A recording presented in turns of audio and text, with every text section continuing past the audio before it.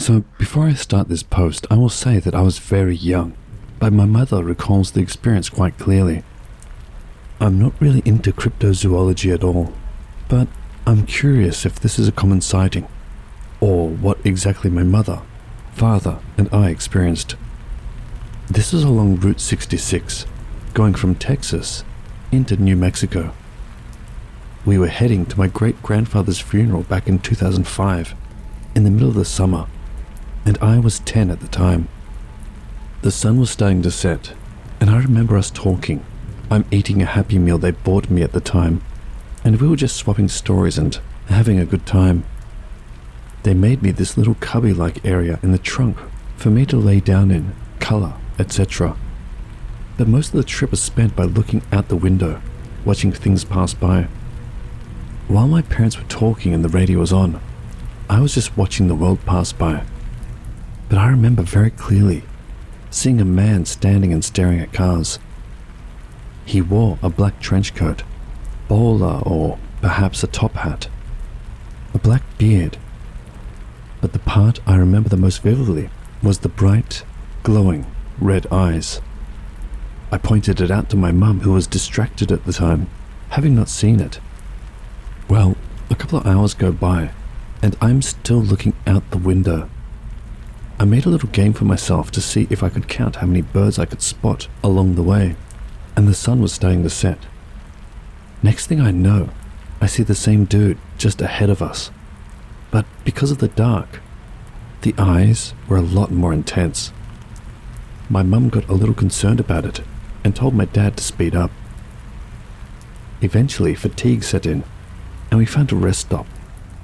It was pitch black in there, like the kind of dark you can't even see your own feet in without a light, and we were all trying to sleep. I had to go to the bathroom, and my dad walked out with me, as I was rather freaked out from the sighting earlier, worried the guy would come grab me. As we got out of the car, I remember my father staring off into the distance. He told me to hurry up, though keeping his usual calm demeanor. When I finished and got back into the car, he started it, and we took off again, driving to stay in a motel instead. I asked him and my mother about it recently as we were reminiscing together about trips we'd taken. When I asked my dad why he had us go to a motel, he claimed it was because he saw the same pair of eyes staring at us from a hill near where we were, above a rocky outcrop. Does anyone have any ideas or stories as to what exactly this could have been?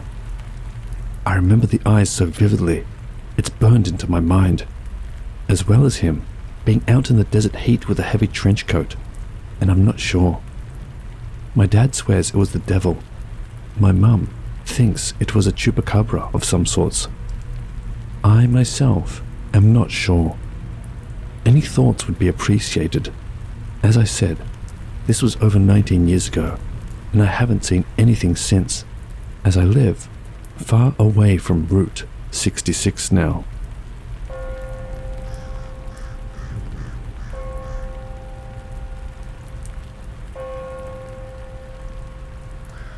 One night in 2013, I went over to my cousin's house when I was probably about 13 to 14 years old. This was in California. We were the same age, and she had just moved in with her step-siblings and step-dad with her mum. They were in a transition moving period, and her room was basically in the living room. The only thing separating it was a curtain. It was weird, but not permanent. Me, her, Sav, and our other cousin, Trinity, were all at the kitchen table, talking about random stories. The living room and kitchen were all open. Sav's room was about 10 feet away from where we were. My cousin Sav at that time period was going through it really bad mentally. She kept having really bad sleep paralysis of these grey-looking people with greasy black hair, hugging her in her sleep and staring at her. I kept getting the feeling she had something attached to her. I've always been really spiritual, along with most of the women in my family. When I would bring it up to her, she'd get mad at me and tell me to drop it, so I did. But anyways, back to this night. It was probably about 7 p.m. and we had just ate some pizza. Me and Trinity were talking about whatever, and all of a sudden, all of the lights in the house shut off for probably 1 second and went back on again. We screamed in unison. No clue why, but I felt extremely compelled to look over to where my cousin Sav's room or curtain was, and I saw this 5'10" figure. Keep in mind, it's dark out, but not pitch black, and we had all the lights on where we were. We could see clear as day. I just remember the dead silence. I see this man, and he seemed to have old 18 to 1900s brownish attire. He had a top hat on, but his skin was just grey. It looked like someone had made a clay figure with real clay, and it had human features, but I couldn't make out what I was looking at. I just had a pit in my stomach, like this thing wanted me to know that it did not want me there. I was in awe, staring at it for probably 5 to 10 seconds in silence. All of a sudden, I was standing there, but all I could feel was disgust, anger, fear, basically any negative human emotion. It washed over me. After I snapped back to look at my cousins, they were both pale and in shock too. To this day, they still remember it, so I know I'm not crazy. We all described the same thing, and I wanted to get out of there. I damn near started crying because I felt so uncomfortable and weirded out, and called my mum to pick me up. But she would be about an hour or two to get me, as she was with friends, and we ended up watching movies, and I fell asleep. I just remember right before how scared I was I'd see it again. I never did.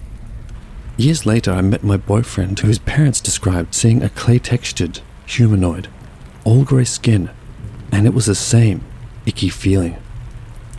Has anyone else experienced seeing something like this? This was my most vivid paranormal experience, and seriously shook me. And when I think about it, I still cannot believe we all saw the same thing. Hand to God, this happened. Whatever it was, I saw it. My cousin had sleep paralysis dreams with the grey-skinned people, faces molded like clay, but not quite perfect. My boyfriend's family saw it. So strange.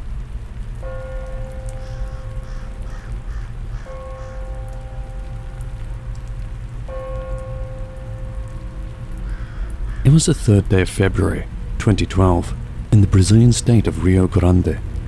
It happened several years ago. My sisters, my mother and me went to have some fun at some beach very far from our home. Our mother had rented the house of a friend for a few days, which we used while going to and coming back from the beach. It was one of those very dirty beaches where trash was dumped all around and not that many people were going to it. But for us, it was very fun. I even remember joking to my sister that there are probably sharks in this beach. It was pretty hot too, and I have the skin of a vampire, so after the first day on the beach, I was looking like Mr. Krabs and had to stay in that house while they went to have fun, which for me was okay. I'm kinda introverted anyway. One day, my mother and my sisters, all except for the youngest one, had to go to some specific place. One went to color their nails, the other went to have a massage, two decided to go back to the beach, and my mum was going to a club with her friends. My young sis went to sleep, and basically, it was just me in this 2-floor house which was way bigger than the home I was raised in. The place was kind of creepy, and it did not help that the moon that day was full. So I was a young and stupid child who was scared to hell by the creepy night and also full of energy. So I jumped over the fence of our house by climbing over it. My thoughts at the time were stupid. I was going to look for my mum. I did that without thinking about stuff like the possibility of me getting kidnapped or killed by some robber. This was Brazil after all. Street crime is high as hell here. Anyway, I walked a little bit around the town, but then realized I was lost. I was utterly overwhelmed by the samey modern buildings, and I had no idea where I was. I also had no idea where my mum was. I knew where she went, but I did not know where that was. After the fear of being lost fully took over, I decided to give up and go back to the house. But I did not know where the house was, so I walked around. There were very few people that night, and I was just too anxiety-filled to ask any who I saw for directions. Eventually the road mixed with this path of dirt. It sorta looked like the path in front of the house, so I thought it was the right direction, since I took another path after getting out of the house, but there were several others which this path could lead to. So I walked, and I found a beach. Not the beach where I went with my sisters, but a beach. But little me did not know that, so I ran into the beach because I thought that I could find two of my sisters there, and they could bring me back home. However, they were not on the beach, but something else was. This beach had those rocks leading up to outside the water. You know, those spiked rocks that normally sink ships. Yeah, those ones. And one of them was all the way into the sand. I kept seeing something moving beside it from the corner of my vision, so I just looked at the rock. Then, something came out from beside the rock. This thing. It seemed to be the size of an adult guy for me. It stood straight. It had legs and feet, but it wasn't human, and the biggest proof was a left arm. You know centipedes, those black things with 1,000 legs? Yeah, his left arm was like that. The thing extended to the ground and it moved, like it had a life of its own. I could see all the little legs moving. The whole body was weird, not just a centipede arm. You know that green guy from Nightmare Before Christmas? This man was kinda like that, but made of skin, with an egg-shaped head. I don't know what the man did after he saw me, because after seeing him in the clear moonlight with the ocean backdrop, my child self was absolutely terrified, and I just straight up bolted. I ran away as fast as I could from the beach, without looking back. Eventually, while running on the path of dirt, one of my sisters found me. It seemed like they were looking for me for a while. Once we got to the house, I got scolded to hell by my mother, who was angry as a devil with me for running away. She thought I would get kidnapped or something. I did tell this story to my sisters. Obviously, they found it to be unbelievable. In fact, the only one who believes in it is the youngest, but she also believes in all that witchcraft shit. So I guess her belief is already wonky. To be clear with you guys, I don't believe in supernatural stuff like werewolves, Bigfoot, greys, and all that stuff. I think all of it is a conspiracy theory, and stupid beliefs based on zero proof. But to this day, I believe that man thing to be real. The memory is still very vivid in my mind.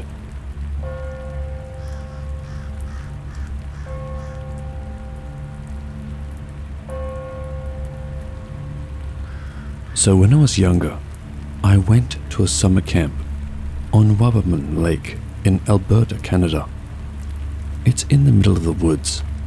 Good spot. Anyways, when I got older, there was a separate few small cabins for the older kids. Up 127 steps. I know that because they made us count. Anyways, at the top to the right there are trails to the other sites, and to the left are the cabins. 3 youth cabins on one side of the clearing, and on the other is one staff cabin. All of the cabins are on stilts that are approximately 3 to 3.5 feet in height. 1 door on the middle of the front, 2 windows on the front, 1 on either side of the door. 1 on either side in the middle of the building, which were behind 2 bunks, and 1 on the back, which was at the foot end of the rear bunk. There are 3 bunks laid widthwise on the left when you go in the door, and 2 laid lengthwise on the right with approximately 2 feet between them all. The side and back windows were in between bottom and top bunk height, but closer to the top bunks. However, the top of those windows were still 9 to 10 feet off the ground with the stilts on the bottom of the cabins. Also, there were shitty curtains that didn't cover the full window. I was on the first top bunk on the left side, with a full view of all the windows. We set up and leave for day one. When we come back to pack up for the night, we all hop in bed and mess around like 13 to 14-year-olds do. Then, after all of that, before we decide to sleep, I have my flashlight pointed to the left of my cabin mate's head, which was closest to the right side window, feet to the front of the cabin, and we talk for a bit. When I notice at the top of the window, between the gap where the curtain doesn't cover the window, there is just something white, reflecting light back at me. And in my head, I don't really pick up that it's weird. Then, I turn my eyes to it, and before I can focus on what it is, it darts out of the window and away from the cabin. And I just feel this primal sense of dread overwhelm me. I go apeshit, like a scared 13-year-old does. However, before I can calm down, my other cabin mate sees something in the top left corner of the back window and starts losing his shit as well. Once we calm down and people are asking us what we saw, we both described the same thing. Something white that moved out of the way as we saw it and scared us beyond belief for no reason. What messes with me to this day, however, is that it was on the top of the window. Therefore, whatever it was must have had to have been at least 9 to 10 feet tall. We did not see it again that night. On the second night, some of the other boys who thought we were just messing with them convinced us to go outside that night with them to look around and see if we can find it, which completely terrified myself and the other guy that had seen it. We're all looking with our flashlights about 60 feet down the trail near the cabin when, behind a tree, maybe 150 feet away from myself and 3 of my cabin mates, I see an extremely pale, lanky figure with what looked like antlers stride into the left diagonally away from us, extremely fast and absolutely silent. It had no visible hair either. All 4 of us ran as fast as our little legs could carry us back to the cabin, and once everyone was in, we locked the door and jumped in bed, all while losing our shit. A couple of us were crying from it. A counselor came to check on us to ask why we were being so damn loud. When we explained what had happened, he just thought we were messing with him. So he told us to go to sleep and stop being so loud. I didn't see it again that night, but a couple of others did. Same reaction pretty much as everyone else had.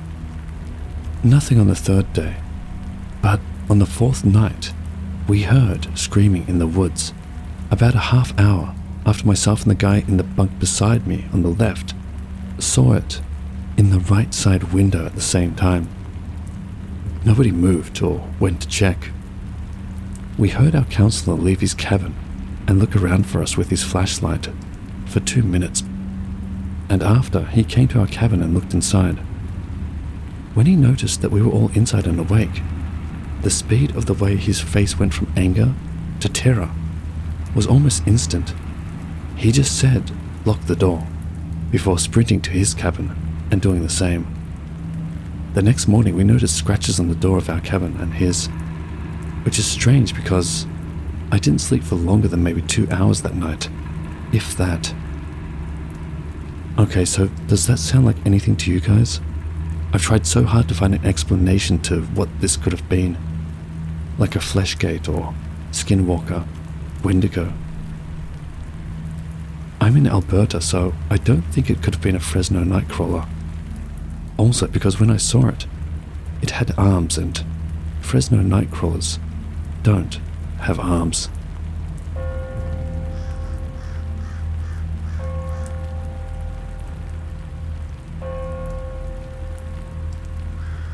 This happened when I was about 17 years old, 24 female, in northern Louisiana, USA. Even though it's been a while, lately, I keep thinking about it. Like, literally, I can't sleep, because I just keep wondering if it really happened, and weirdly, I also have been wondering how he's doing. For extra context, I did not do any drugs this night. I'd been to dinner and movie with a friend, and we didn't drink either. Seriously, stone cold sober. So the story starts here. I met up with an old friend for dinner. It was a Saturday, early evening. We decided to go to a movie downtown. Downtown was usually not busy, but on Saturdays, you expect a bit more people than there were there. The movie theater is across from a public building with a bathroom that's extra nice, so we decided to go there first. It has loft apartments there, and I clocked a guy in the lobby just looking straight down at his phone. I clocked him because he's a man, and we're young girls. His build was probably about 5'10", if I had to guess, and he had a super regular body, not like fat or skinny, just super average guy. I couldn't really see his face, but I noticed him when we walked into the lobby from the bathroom, and he walked at a don't hold the door distance away from us, and also went to the movies. So me and my friend sit at the top middle seats for the movie. About 5 rows down was an older couple, and literally the rest of the room was just empty seats. He then comes in, still staring at his phone. It was so weird. You couldn't fully make out his face, even though his phone was bright. But of course, I wasn't trying to stare at this person, just wanted to not get kidnapped. He seemed close to our age, 19 to 22-ish, but you never know. So he comes and sits in our row, at the very far left end. Arguably, a pretty terrible spot choice, with so many options available. He proceeds to stare at his phone, brightness on full, for the entire length of the movie. I was a little nosy at this point, sue me, but I looked over at him from time to time throughout the film, just glancing to see what was so important on his phone because it was bright, and I don't know, this situation was weird. It was a bright white screen, and he wasn't clicking or playing or doing anything but just holding his phone. And I don't know, that's just actually it. So movie ends, we go to leave. I'm holding the door open for the older couple. He's behind them, so I decided to stay, holding the door. As he gets closer, he looks up at me, so I smiled at him and his face looked regular at first. Pretty attractive actually. But when he smiled, his smile changed very quickly into his whole face.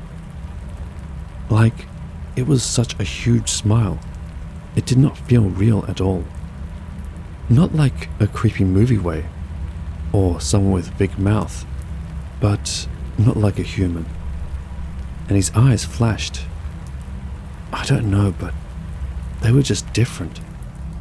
I guess my face looked immediately shocked, because then his eyes went back to normal, and he looked normal, but his facial expression was like he was embarrassed or caught out, and he looked back down at his phone and continued to walk past me through the door. So I followed him as he walked around me, meaning I did a 270 turn around to watch him walk away, and by the time I'd spun around, he was actually literally gone. I'm saying he was very close to me walking by, and I spun while he was walking. And also, we were in a fairly quiet downtown. Even if this man started running away, there was no alley to run down, and I just would have seen him running or walking. I even walked out a ways to see if he hid behind a parked car, which there was like only 2. There's actually more. If anyone wanted to know, he was dressed in a white shirt, denim jeans, denim jacket, and had medium brown hair. His skin was not super pale, just like medium, regular white guy skin tone. There's more though, so I snapped back to reality, thinking that was insane. Am I crazy? Also, I need to drive my friend back to her car. So we leave, I drop her off and then I head home. About my drive home, the last 7 minutes of my drive is a flat highway. Speed limit is 55, trees on either side with some breaks in between. There is a larger area before turning into my neighborhood. There are 2-ish lights to the right side that are red and white. I don't know what they are, just airplane towers or something. They are always there. I know where. I recognize them. Okay, so I'm on that last stretch, and just before I was noticing that it really is a super calm, quiet Saturday. Like there were no cars passing by, and it was pretty still outside. Around the 7th minute zone, I see this big white ball of light up by my neighborhood, seeming like in the middle of the road. So I kept driving, being like, what is that? As I got closer, it seemed that it was pretty close to the road, but actually it was above it. I mean, directly above the street, not in the field to the right where those poles are in the distance. As I pulled up to the left turn into the neighborhood, I just parked. There was this massive aircraft just silently hovering above the road, about the height of the pine trees maybe. Not near the trees though. The trees are more in my neighborhood. I just stared at it, mouth open probably.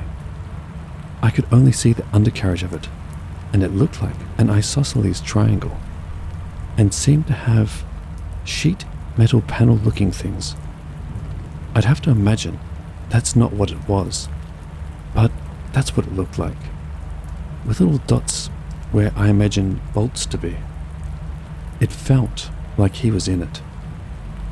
Okay, so I know it was 11-ish when I left the theater, and maybe 11:55 to 12:05 when I got home. It's about a 30-minute drive to my house, so I must have sat there for a good little bit just staring. No wind or noise. I finally decided to turn into my neighborhood.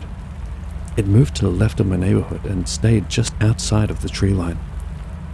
The only way I can describe the movement would be like gliding.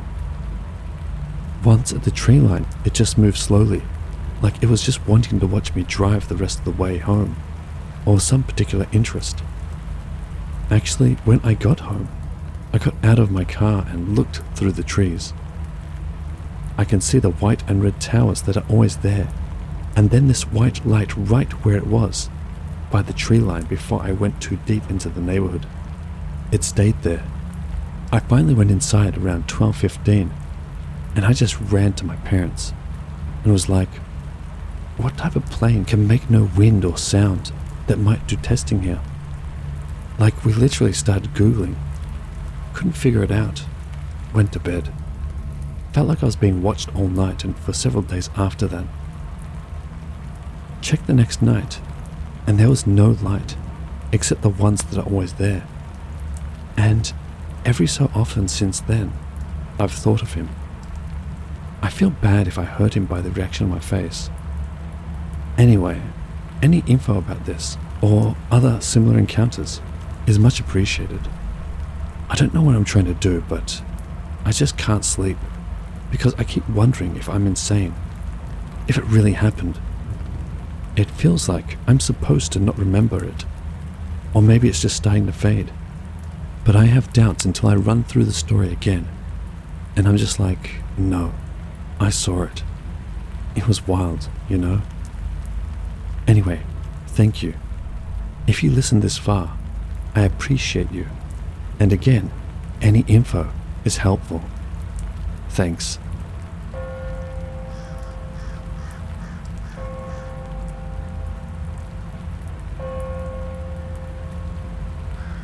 Seems like a lot of people have scary experiences with Ouija boards. Here is mine.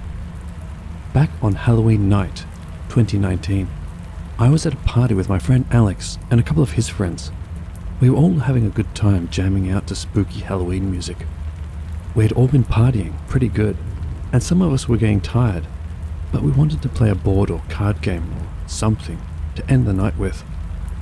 One of Alex's friends, who I'll call Lexi, suggested we do a Ouija board, like in the movies, she said. Now, I grew up in a pretty standard Christian home, and was always warned around Halloween time every year. Stay away from Ouija boards, blah blah blah. They are evil, blah blah blah. But I didn't really buy into it very much. Well, none of us actually had a Ouija board or knew where to find one. So Lexi suggested we just make our own. So of course, being dumb teenagers, we just looked up a design and took a Sharpie and drew one up. Using an old guitar pick as a pointer, we sat down and started asking it questions. At first, the questions were stupid, like, which one of us is the dumbest? Which one of us will make the most money after high school? Just dumb questions. We would get just a bunch of no's, like the board was annoyed or something. Well, after a while of asking dumb questions, Lexi thought it would be a good idea to kick it up a notch. Lexi asked the board if there was anyone who would like to talk to us. Then, the whole mood in the room changed. It felt colder, and everyone for some reason felt uneasy. The pointer slowly moved over to yes. Almost everyone felt super uncomfortable, but one of our friends, who I'll call Mike, wasn't convinced. He was sure someone was just moving the pointer to scare everyone. Mike decided to conduct a little test and asked the board to name a dead relative that no one in the room knew about. And right then and there, the board spelled out Eleanor. Everyone started freaking out because we all knew Mike's grandmother, and her name was Irene. Apparently, Eleanor was his great-great-aunt, who had passed on before his mum had died. At that point, we were all scared shitless, and asked what the board wanted. The board started spelling out extremely vulgar obscenities, with weird words no one knew. We quickly said goodbye, and entered the session. We turned on the lights, and everyone was so freaked out. We threw out the board. None of us have touched a board since then.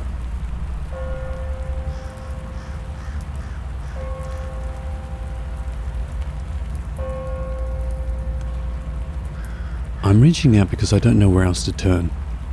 Last weekend I had a night out for the first time in what feels like forever. I'm a single mum to a bright little 6-year-old boy, and honestly, he is my world. But when my parents offered to have him for the weekend, I jumped at the chance to let my hair down. My friend Marissa invited me over. After we'd caught up over wine and laughed over old times, she brought out a Ouija board. I had never messed with those things, but after a few glasses of Merlot, it seemed more fun than frightening. We dimmed the lights, lit candles, and tried to set the right atmosphere, all in jest really. For the first 15 minutes, the planchette was barely moving. Nothing much was happening, and we were just giggling about how weird we must look. We were ready to pack it up and finish for the night, when the planchette suddenly flew into life, spelling out hello. From there, the atmosphere changed. It was like electricity was in the air, buzzing at the tip of our fingers. The planchette started responding with a vigorous energy that made it clear it wasn't either of us moving it. "What is your name?" Marissa asked. The board was disturbingly quick to reply, F-R-E-D, Fred. It was bizarre, but not threatening, until it was.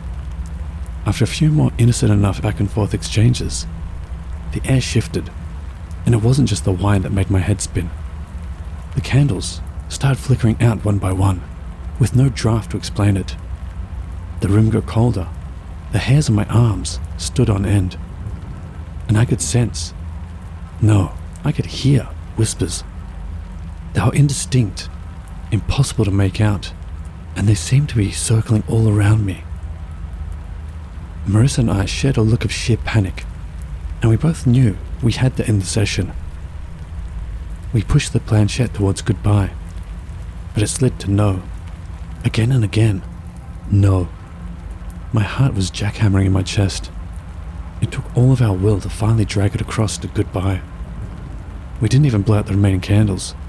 We just ran to the car, not caring about the ridiculous spectacle we made. That should have been the end of it. But now, a week later, my little boy who knows nothing of that night whispers to me in the early morning about the shadow man who talks to him at night. Chills raced down my spine when I saw faint bruises on his neck. He says it's from the shadow hands. I've been scouring the internet, trying to find out if I've invited something into my home, into my life. Nothing feels the same anymore. There's a heaviness, a watchful presence. I'm worried I've put my son in the path of something I can't fight, because I can feel it too. Whispers at night, and sometimes something cold brushing against my skin. Please, if anyone has any suggestions on how to fix this, how to protect my son, please let me know. Update. Since I wrote this, things have started to slowly come back to normal. From the advice of one of my friends, I visited a priest and he specialized in this type of thing. It seems to have helped, for now. One thing's for sure though, I'll never use a Ouija board again.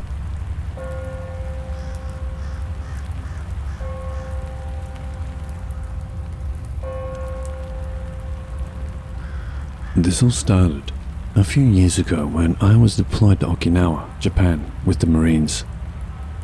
One night a few of us got drunk and brought a homemade Ouija board, made from an MRE box and Sharpie marker, to an abandoned barracks that was supposedly haunted.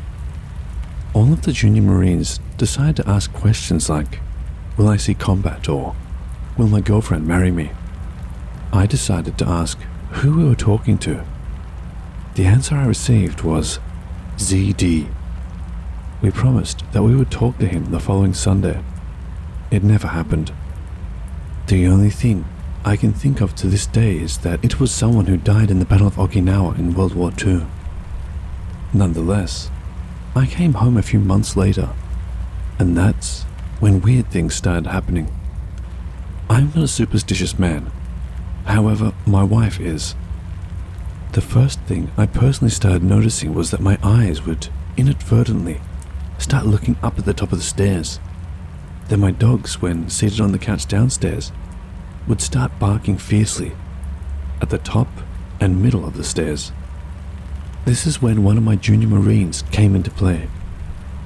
One day I made a mention of my dogs always barking at things I couldn't see, when John, a Lance Corporal who was there during the Ouija board incident, told me that he and his wife had been experiencing things, such as him hearing someone call his name when no one else was in the house, and his wife being afraid to go to their bathroom due to someone pulling on her hair as soon as she entered the room.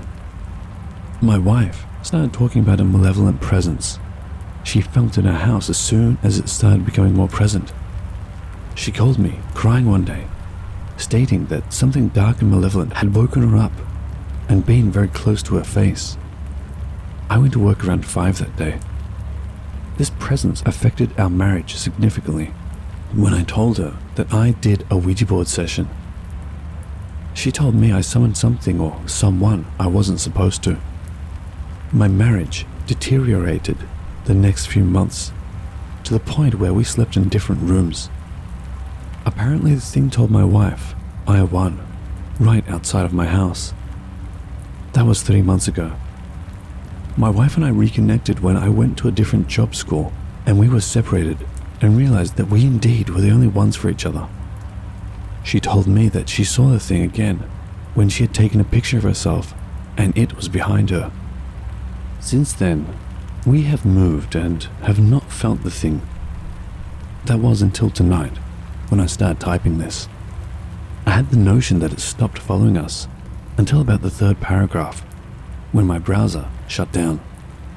I said screw it until about 30 minutes later when I started typing again. Once again, around the 3rd or 4th paragraph, the door leading from the living room to the hallway to our bedroom opened up.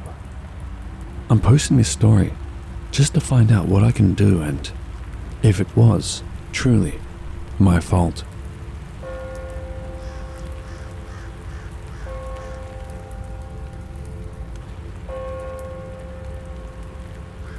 So this happened like a month ago, right at the start of spring, when the air was just starting to get warm at night. My friends and I were all just hanging out at Jack's house, scrolling through our phones, completely bored out of our minds. All of a sudden, Jack said, "Hey, let's try out my sister's Ouija board. She's out of town at the moment, and I know where she keeps it." A few of us were a little bit hesitant about this, but with some convincing, we all readily agreed. "Where should we use it?" my friend Ben said. After some consideration, we thought we'd take the board to the local park at around midnight and use it at the playground, for two reasons. The first being, we'd be out of sight of the prying eyes of people in their houses, because the playground is surrounded by trees. And the second reason? The playground is rumored to be haunted by a kid who'd taken a fatal fall from a rickety old jungle gym some 15 years back. The original wooden jungle gym had been torn down, and now the modern plastic one was in its place. It even had a section with a small roof over its head. That's where we planned to go. As we headed out, we moved through the darkness of the park, at times using the flashlight function of our phones. We found our spot. It was at the top of the playground, a small covered section just before one of the slides. The park was lifeless. The swings moved ever so slightly. We set up the board and positioned our hands lightly on the planchette and began our session beneath the park's dimly lit lanterns. At first, nothing much happened. The movements were subtle, cryptic messages that made little sense. Someone or something calling itself MAD. We chuckled nervously, eyes darting around, each suspecting the other of pushing the planchette. After some time of doing this and getting weird cryptic answers, my friend Jack spoke up and said, "Prove you're real," a mix of skepticism and fear in his voice. The board seemed to fall silent. Then we noticed a subtle temperature drop, our breaths slightly turning visible in the spring air. The nearby swing creaked a warning. The wind seemed to whisper secrets through the leaves, and the subtle movement of the planchette turned frantic. The responses grew darker, unfolding hidden threats. STAY, it spelled out under our trembling fingers. COMING. A feeling of genuine anxiety replaced our initial bravado. And then it happened. A blood-curdling scream shattered the silence. A stark, human wail that seemed to come from nowhere and everywhere all at once. Without thinking, we all sprang up in unison, fleeing the playground as fast as our legs could carry us. One problem though, none of us had the sense to say goodbye through the board and close the session. We just ran. The world outside the park seemed strangely detached, as if unaware of the shadows that now clung to us. Dawn found us, haggard and sleepless in Jack's bedroom. It was then that we realized the mistake we made. Jack had to get the board back before his sister returned in the afternoon. We all went back to the park, none of us wanting to go, but it wouldn't be right to let anyone go by themselves, you know? What we found made our blood run cold. Unnatural claw marks surrounded the very spot we had sat. We exchanged frightened glances, realization dawning. Something had followed us home. Now, weeks later, things are happening. Doors slam, with no wind. Echoes whisper down empty hallways. Shadows flit just out of sight, at the corner of our eyes. And the sense of being watched is constant. We're out of our depth here, grappling for normalcy while fearing nightfall. So here I am, reaching out in desperation. What can we do? How do we fix this? Is there a way to close the session? Or are we always going to be haunted like this? Thanks for listening.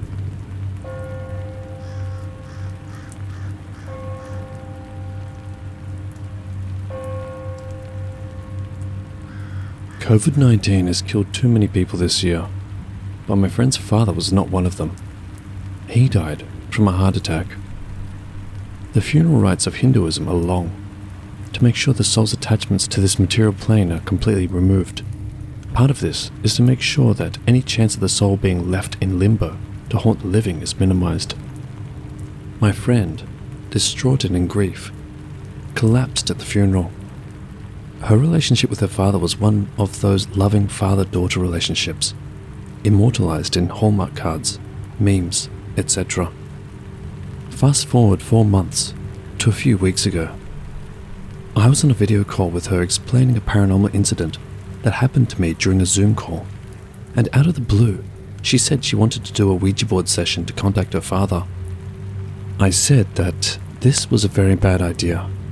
I sent her links to the many stories about how Ouija boards are a portal to trickster entities and all the bad stuff that will result. She, in an emotional state, began to berate me for not supporting her in her time of need. After a few harsh words on both sides, she shut the call down. I heard nothing until the 27th of December. Her brother called. I asked how she is. He explained that she did a Ouija board session over 4 days with 2 of her girlfriends. The 2 friends did not report any activity or harm, but his sister was in a bad way. First, it was nightmares of their father appearing and turning into something else. Then, she started waking up in the middle of the night to find a figure standing at the foot of her bed. Finally, during the daytime, a figure began to appear in odd reflective surfaces. The family reached out to a priest who was knowledgeable in these matters, and it seems that things are slowly getting under control. I told the brother I am happy that this is the case. His final comment was, "Would you take the board and get rid of it for us?" I said, "No, best to give it to the priest.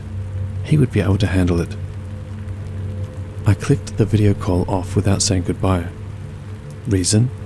He said that last sentence with a smile, which put me on edge. I think that all is not right in my friend's household, but I am too scared to pry any further. Any thoughts or advice would be welcome.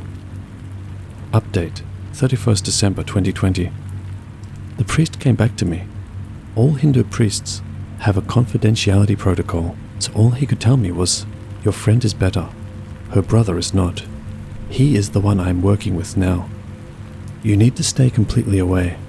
Do not take any calls from the brother, nor reach out to your friend, the sister. And one other thing. Stop talking or posting about paranormal things. The more you talk and write about these things, the more you are attracting attention. And this particular entity is not one that you want to be the focus of. So stop being an idiot. There is only so much us priests can handle. Leave it alone. If you don't, well, you know what happened to your family. Go with God." I suppose he couldn't make the warning any clearer. Best let the priests do their bit.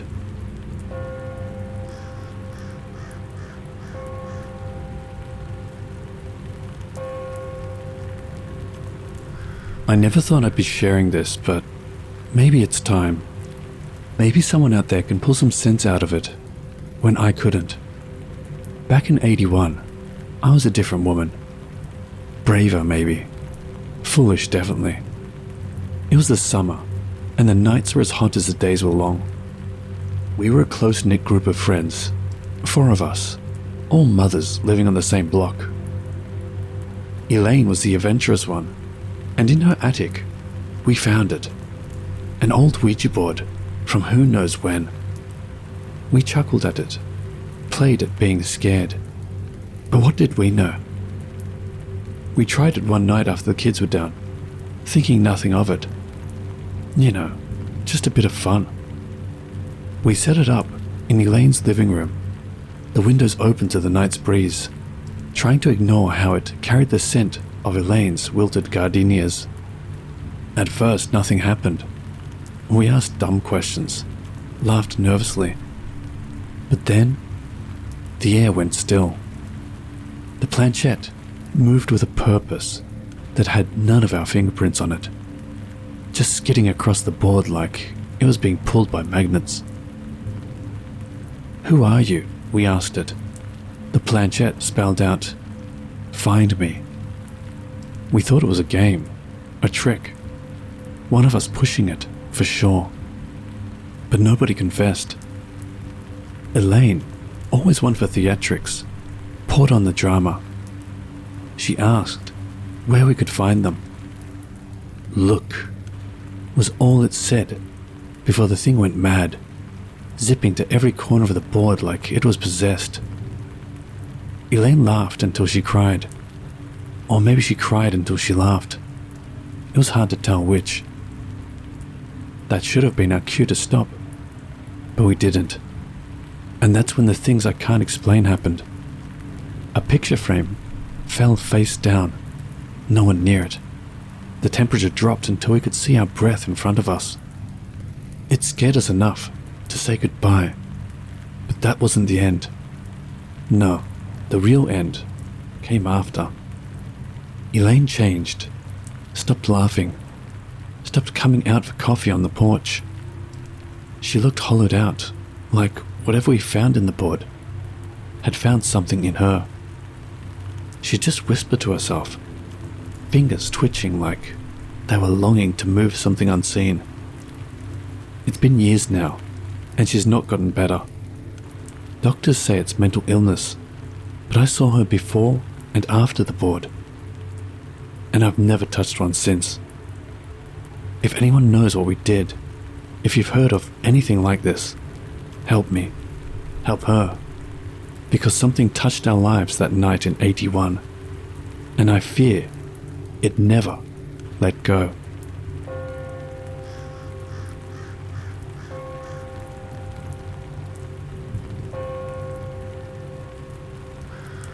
It was during my high school days when I commuted to school by train.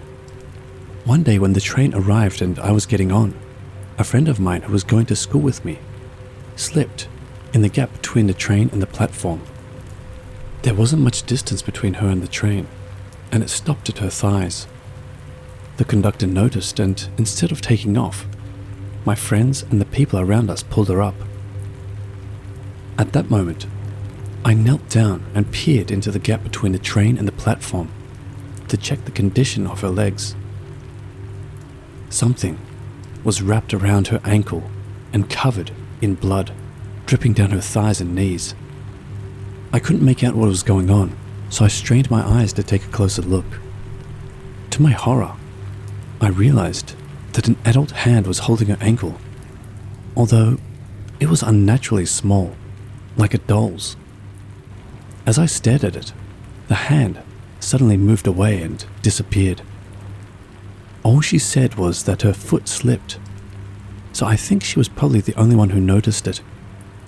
I didn't pursue the matter at the time because she was in a panic, but after I had sent her away in an ambulance, I was horrified to remember it again. It didn't feel like a ghost. Those hands were so realistic. I thought it must be some sort of mysterious creature.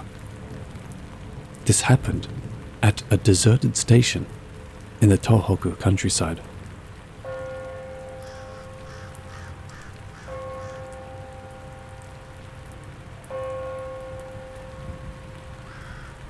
This was told to me by my friend. He is not the type to make up such stories, and I believe him. When he was in middle school, he used to commute to school by train.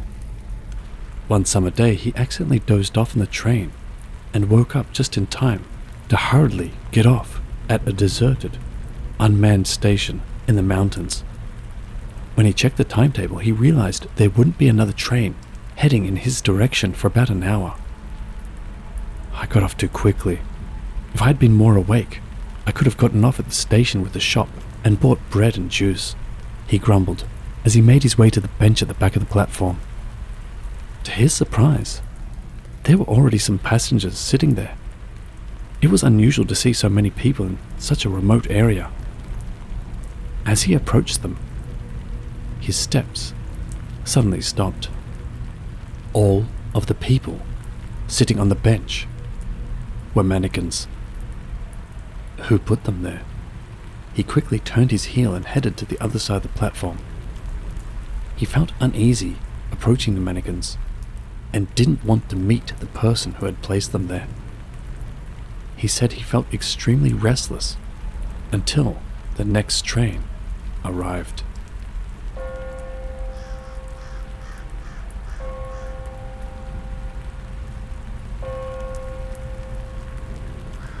I saw a thread a while back asking, has anyone ever seen a shadow man?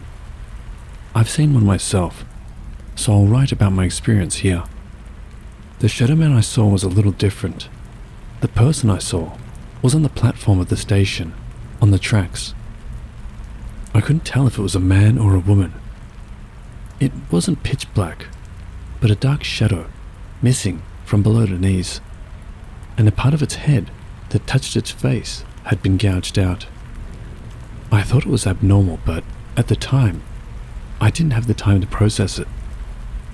The shadow man was standing on the tracks under the platform, facing the train with his back arched and arms raised up to its face.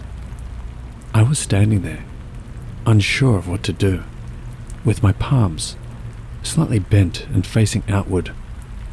At the time, I didn't know about shadow people, so I was surprised, thinking, why is there someone on the tracks? The train is coming soon, it's dangerous. The shadow didn't react at all. There was an announcement that a train would arrive soon, but the shadow man didn't move. Wouldn't someone help me? If we continue like this, we're going to run over someone. I panicked, but the others around me didn't even seem to have seen it. The train came to the platform with the sound of brakes.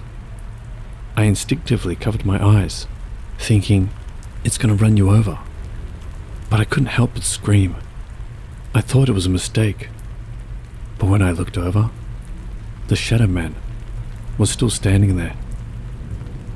Only its head and eyes were sticking out from the floor of the train. Then I turned my head, and I saw a face with no eyes, nose, or mouth. But it was definitely seeing me. I gasped and froze. Someone came up from behind me.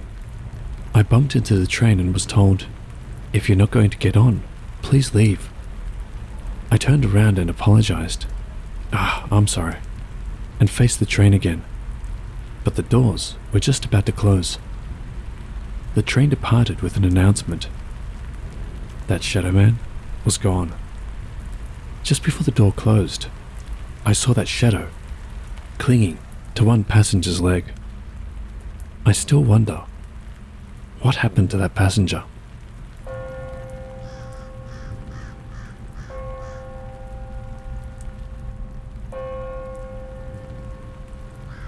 It was just the day before yesterday.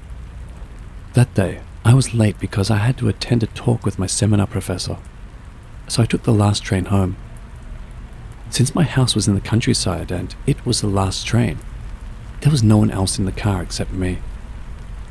There were still 7 stops before I had to get off, so I dozed off. Then I realized it was extremely cold. I initially thought the air conditioner was too effective, but something felt off. That's when I heard a sound, like a supermarket bag being crumpled.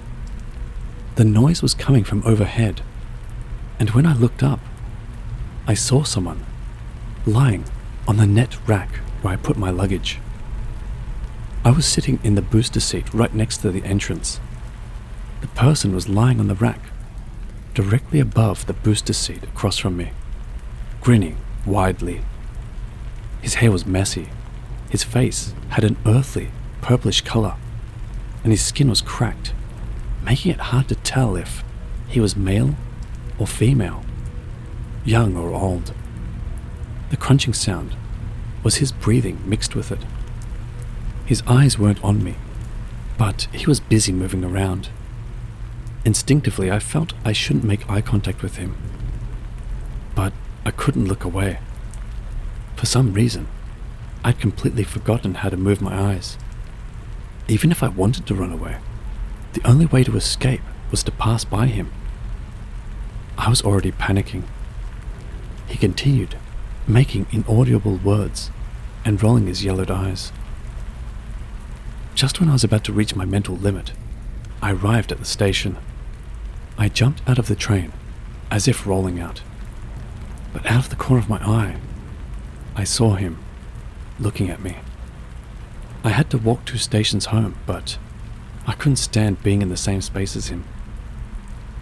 By the way, I've been hearing crunching noises coming from the room next to me, but I want to believe it's just the cat playing.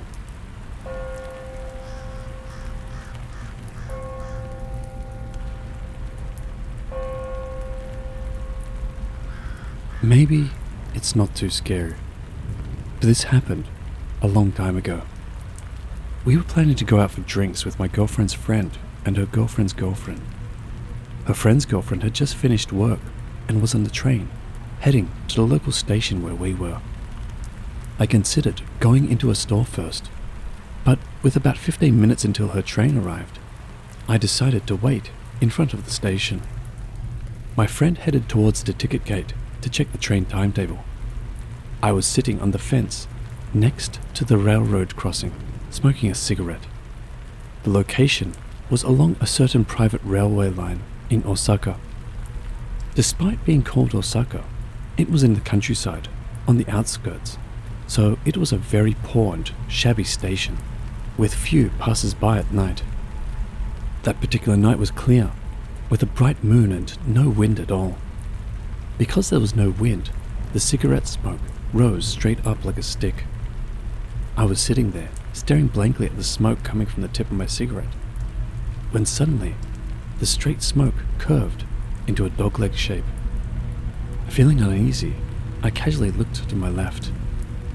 Suddenly a hand appeared around my waist. The arm looked burnt and had a black colloid-like appearance. The blood vessel stood out in the moonlight, making it look very realistic. This black arm seemed to wrap around my waist, moving from the left side to the right. I jumped to the right to avoid the arm. When I looked back, it was gone. I quickly turned to my friend and said, "Did you see that? Something happened. It was scary." My friend, who doesn't believe in ghosts, looked at me coldly and said, "I don't believe in things like that." I couldn't get anyone to believe me, but it's a true story.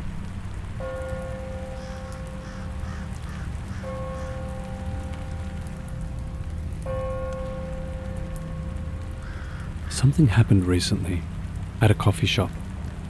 I was just killing time when I started hearing a noise at the table next to me.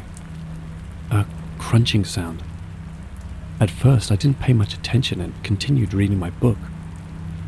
However, the noise persisted, even after about 30 minutes. I grew curious and turned around to see what it was. To my shock, it was a woman eating fingernails. Not just a few, but an unusual amount, enough to fill a 1-liter milk carton. These were not cut nails either. They were in perfect shape, as if they had just been peeled off. The woman appeared to be in her 30s, dressed normally, with a cup of what seemed to be coffee in front of her. What caught my attention the most was her hands. Upon closer inspection, I noticed she had claws. She was staring at me intently, and as fear overtook me, I hurriedly looked away. I felt an overwhelming sense of danger and decided to leave the coffee shop immediately. After exiting, I crossed the intersection and headed to the station. Among the bustling crowd, I felt a brief sense of relief, thinking I'd escaped her. However, at the station ticket gate, the woman appeared again. Despite the many people around, I maneuvered my way through the crowd, passed through the ticket gate, and reached the platform. The woman was nowhere to be seen on the platform, and I relaxed once I boarded the train. But just as the train was about to leave, she ran onto it, causing me to panic again. She stood in front of me, holding her strap. I froze as she silently took out the milk carton filled with fingernails and began eating them again. The train continued moving, and the woman did nothing but eat her nails. 2 stations before my destination, I lightly pushed her aside and got off the train. She did not follow me. To this day, I am still baffled by what transpired.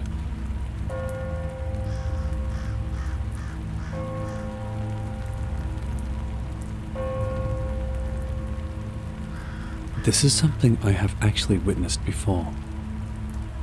The Keio Line platform in Shinjuku is underground. To get to the platform, you go down the stairs from the ticket gate. It was one busy day, and there was a man on the landing halfway down the stairs. He had an injured hand or arm, evidenced by the bandage he was wearing. He was a middle-aged man in plain clothes, carrying a folding bag. As I was walking down the stairs and was about to reach the landing, he appeared to miss the step and suddenly fell down the stairs. He tumbled into a line of 5 or 6 people waiting for the first train, causing quite a commotion as those standing on the platform were knocked down. I heard a yelp and for a moment feared that someone might fall onto the tracks. Luckily, only a few people fell onto the platform, and no one was seriously injured. The man who had fallen apologized profusely, and the scene was cleared up quickly. A few seconds later, a train arrived at the platform. Those familiar with Shinjuku Station on the Keio Line know that there is only one track between the platforms. This means that if you accidentally fall onto the tracks, there is nowhere to escape. Although this was a minor incident, it felt like it could have been something more serious to me. From my perspective, it seemed like the bandaged man wasn't just missing a step. He appeared to be running down the stairs intentionally. It struck me that his goal was always the queue for the train. I might have been the only one who saw him running from the start. The injury in his bandaged arm seemed to be fake as well, and his eyes had a strange, dull look. After that, everyone got onto the train as if nothing had happened. I, who had witnessed the entire series of events from the top of the stairs, also boarded the train. As I waited for the train to depart, I contemplated whether I should inform the station staff or the police. My thoughts were interrupted when I glanced towards the platform and met the man's eyes. He was wandering around the platform with no intention of boarding the train. His eyes seemed to be always on me. Eventually, the train departed and he disappeared from sight, but the unease stayed with me that night when I got home. In the end, I didn't report the incident to the station staff or the police. I convinced myself it might just be my imagination and didn't want to blow things out of proportion. However, whenever I ride the Keio Line, I still remember that day. I wonder what would have happened if someone had fallen onto the tracks. Would I have testified then?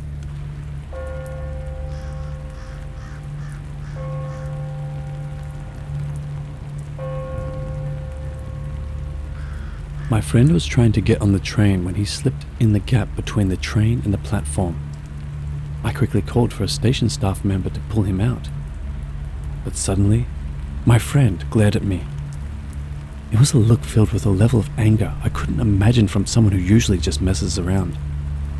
The expression on his face was so intense and unexpected that I couldn't understand why. I was so flustered that I fainted on the spot. When I came to, my friend was slowly getting up and glaring at me. For some reason, even the station staff were glaring at me. Then, I heard a loud laugh coming from inside the train. I looked over and saw the passengers all leaning over and staring at me with strange faces.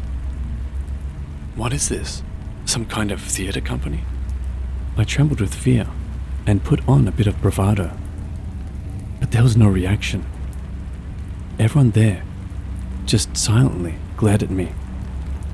I was at my limit, trembling. I stood up and ran away from the platform. As soon as I left the station, I heard the sound of a train starting to move. I took a breather and returned to the platform. Then, my friend was there again. The station employee from earlier was also at the office, as if nothing had happened. That day, I was too scared to call my friend, so I walked home instead of getting back onto the train. The next day when I was at school, the first thing I saw was my friend. He asked me, "Where did you go yesterday?" When I told him about the incident on the platform and how I suddenly disappeared, he said he didn't know anything about it. Where had I been?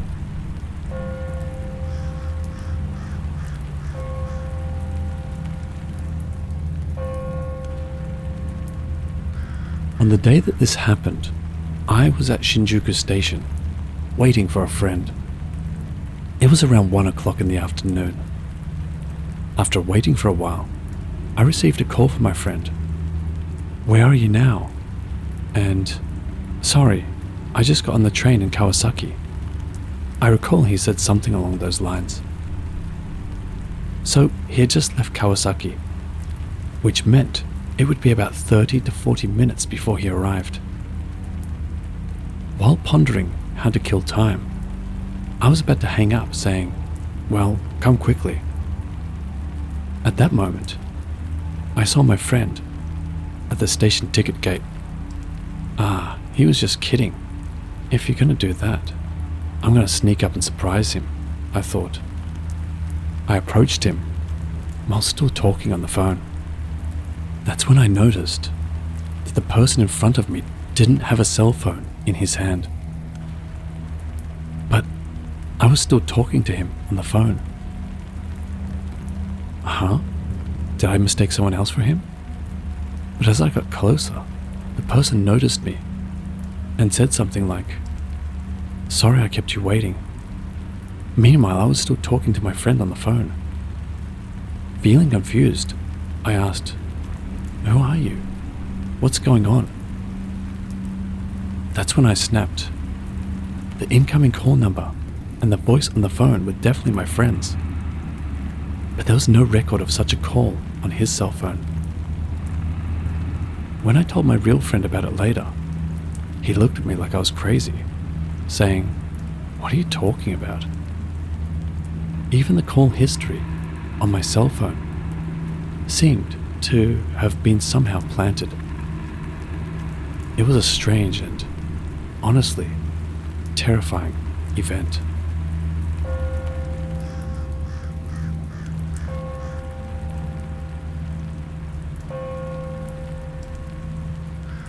This is a ghost story, or rather, a story that isn't funny in some other sense.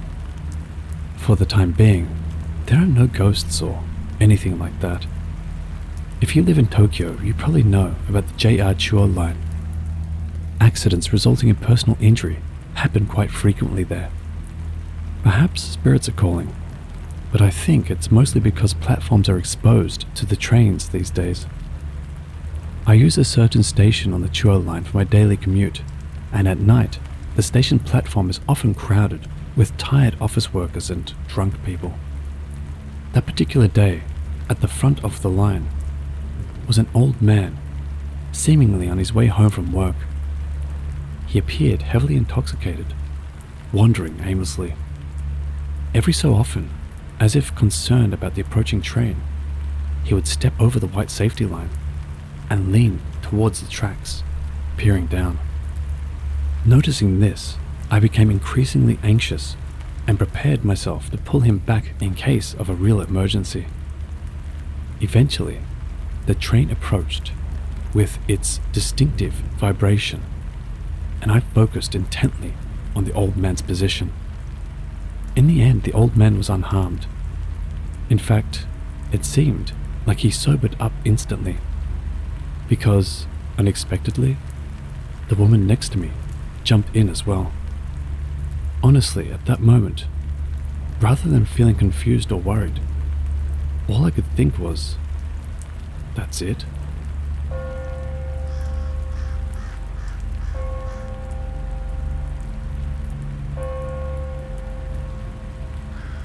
About 20 years ago, I agreed to house sit for a family friend of a friend in Warrandyte, Victoria. I was in my early 30s, looking to make some extra cash, and the idea of a few quiet days in a peaceful suburb seemed perfect. Warrandyte was a far cry from the relatively subdued streets of Box Hill where I usually lived. I wasn't used to the quiet or the isolation, but I figured I could use a break. The house was nestled at the end of a long driveway on a tree-lined street with very few neighbours in sight. It had a rustic charm, typical of the area, surrounded by bushland and offering a view of the Yarra River. The owners showed me around before they left for their holiday, giving me a set of keys and a quick rundown of the house's quirks. Everything seemed normal at first. The first couple of nights passed without incident. I enjoyed the tranquility, noting how different it was from the more settled environment of Box Hill. I spent my evenings reading in the living room, occasionally glancing at the large windows at the darkening bush. But by the third night, things started getting strange. I was in the kitchen, making a cup of tea, when I heard a noise upstairs. It sounded like something heavy had fallen to the floor. I ignored it at first, thinking it was just the house settling or perhaps an animal outside. But then it happened again. The same distinct thud. I grabbed a flashlight and cautiously made my way upstairs. Each step creaked underfoot, the sound echoing in the stillness of the house. I checked the rooms one by one, but everything was in its place. I tried to shake off the unease as I returned downstairs, just trying to chalk it up to my not being used to such country quiet. That night, as I lay in bed, I was startled awake by the sound of footsteps in the hallway. They were soft but unmistakable, moving closer and closer to my door. My heart pounded in my chest as I listened, frozen with fear. The footsteps paused right outside my door, then continued down the hall. I didn't dare move until the first light of dawn crept through the curtains. The following day, I tried to dismiss the incident, attributing it to the house's age or maybe my overactive imagination. But that evening, things escalated. As I was preparing dinner, the TV in the living room suddenly turned on by itself, blaring static at full volume. I rushed in, fumbled for the remote, and managed to turn it off. This incident left me shaken, but I tried to laugh it off, blaming the power surge or a faulty remote. The most unsettling event happened a few days later while I was taking a bath. The house was quiet, the warm water relaxing me after a long day. Suddenly, the temperature in the bathroom dropped drastically. I could see my breath condensing in the air. Then, I heard a whisper, so faint it was almost inaudible. It was like someone was standing right behind me, murmuring in my ear. I jumped out of the tub, wrapped myself in a towel, and fled to the bedroom where I stayed under the covers till morning. I considered leaving, but I didn't want to abandon my responsibility without a good reason. However, the final straw came on a quiet Sunday afternoon. I was in the kitchen again, this time making a sandwich. Without warning, the cabinets began to shake, and the plates inside started to rattle. The lights flickered, and I heard a loud crash as a picture frame fell off the wall. Before I could react, a cabinet door flew open, and dishes started flying out, smashing against a counter and the floor. The air filled with the sound of breaking glass and a faint, almost mocking whisper. I stood there, paralyzed as the chaos unfolded around me. Then, just as suddenly as it started, it stopped. The house fell silent, but the damage was done. I packed my things that night. I called the homeowners the next morning, apologizing profusely and citing a family emergency. To my surprise, they seemed understanding. They didn't ask too many questions, and I found myself wondering if they knew more about the house than they had let on. It's been nearly 20 years, and I still think back to that week in Warrandyte. Sometimes, it's better not to ask the questions you don't want the answers to.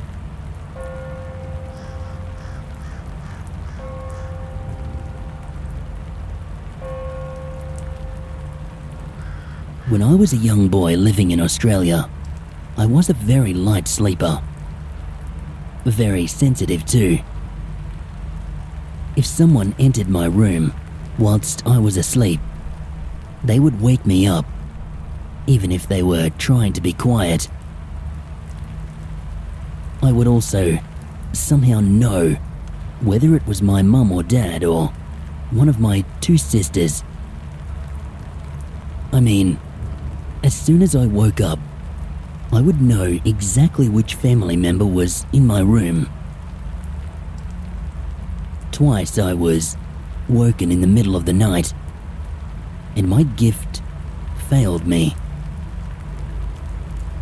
I don't recall how young I was at the time, but I was easily under 10 years of age.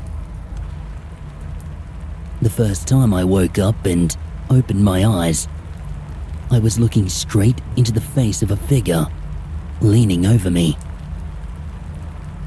I say face because it was leaning over me, but truth be told, I couldn't see a face or make out any distinguishing features at all.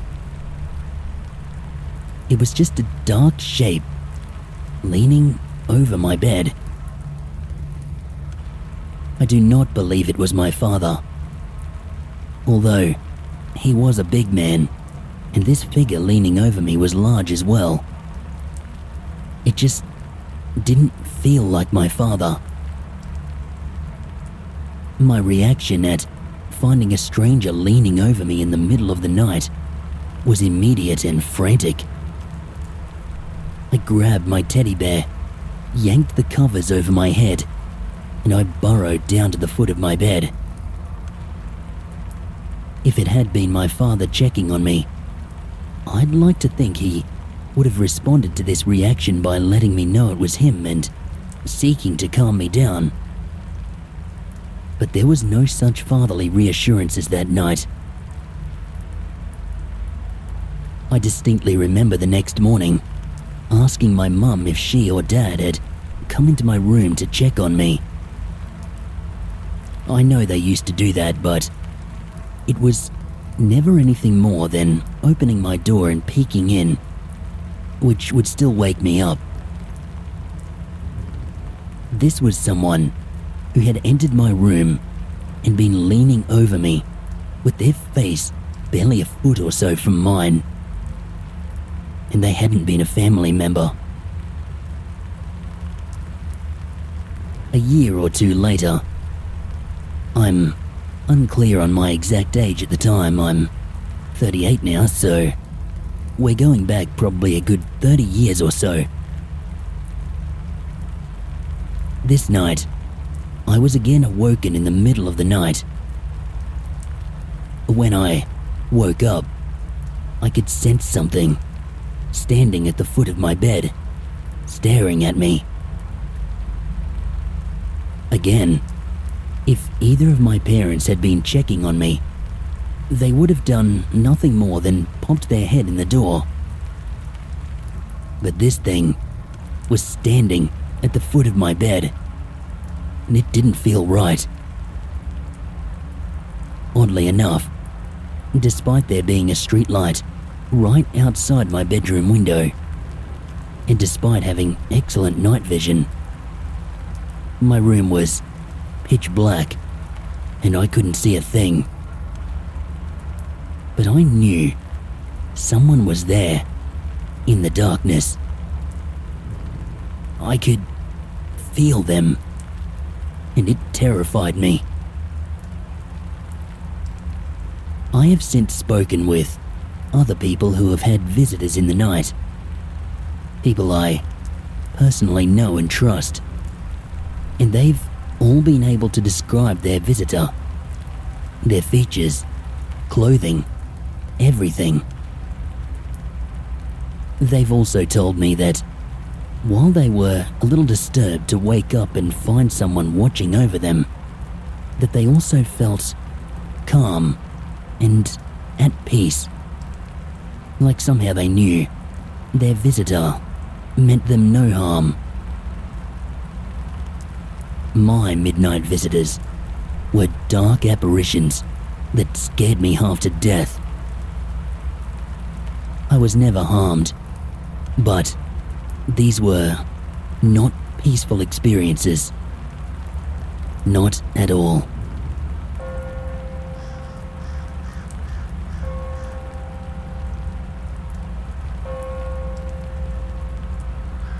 Finding a rental in suburban Victoria that was actually affordable seemed like a miracle.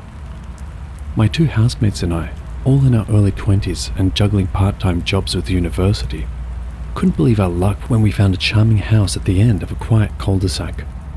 It was suspiciously cheap for the area, but we chalked it up to our good fortune, it being slightly run down, and a landlord eager to fill the place quickly. We moved in during the midst of an unusually warm summer. The house had a dated but cozy feel, with worn carpets and faintly creaking floorboards that we wrote off as part of its charm. It wasn't long before we started to notice some oddities. The first night while we were unpacking in the living room, we heard footsteps running up and down the hallway. We dismissed it as the house settling. Maybe it was the old pipes. But the footsteps continued every night, always around the same time, around 2 a.m. My room was the one at the end of the hallway, so I was often the last to hear the footsteps before they faded away. One night I decided to stay up to see if I could catch whatever or whoever was causing the noise. I sat in the living room, lights off, with only the glow from my laptop for company. Right on cue, the footsteps started. Light, rapid steps, unmistakably human yet not aligning with anyone's presence. As they approached the living room, I felt a chill run down my spine. The air grew cold, and I heard them stop just short of the doorway where I was sitting. I looked up, but there was nothing there. Just darkness and an overwhelming feeling of being watched. We laughed it off the next day, but a sense of unease lingered. Then came the touches. It started with Claire, one of my housemates. She'd been studying at the kitchen table and suddenly felt a light brush against her shoulder, like someone lightly running their fingers just to get her attention. She'd whip around expecting to see one of us, but the room would be empty. Over time, Sam and I experienced the same cold, fleeting touches, ever so gentle but profoundly unsettling. The real terror, though, began with the sightings. One evening, while we were all relaxing in the living room, I noticed a shadowy figure peering in through the window. I jumped up, thinking someone was trying to break in, but as I moved closer, the figure seemed to melt away into the night. Sam saw it too, confirming I wasn't just seeing things. From that point on, the figure haunted us, watching from the windows, always just at the edge of our vision, disappearing whenever we tried to confront it. The worst night of our lives in that house started just like any other. We had gathered in the kitchen for a late dinner. Plates and cutlery clattered as we joked about the house being haunted, nervously laughing off our fear. It was around midnight when things took a turn. As we sat eating, the temperature in the room plummeted. Our breath became visible, hanging in the air like smoke. The kitchen light flickered, casting erratic shadows all around us.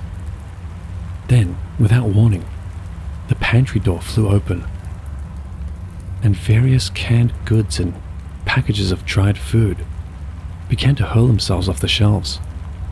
We stared in shock as they smashed against the walls and floor, clattering and some even opening from the force.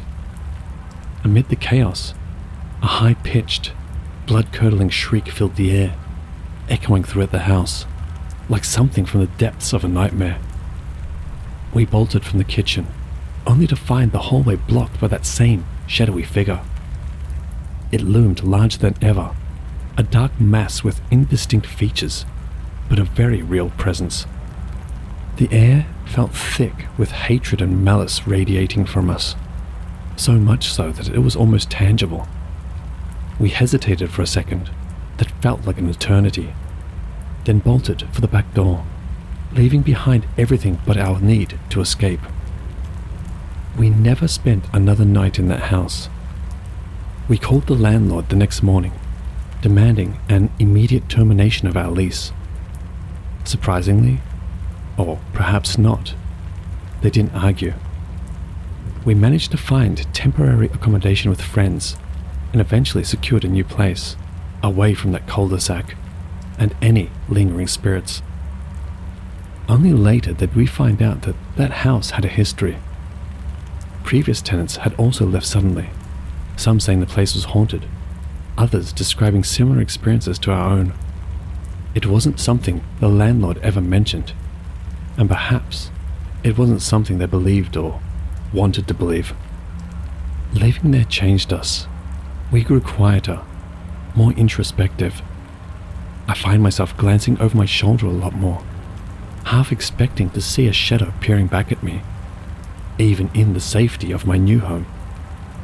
Some nights, especially when it's quiet and the house is settling, I swear I can still hear those footsteps.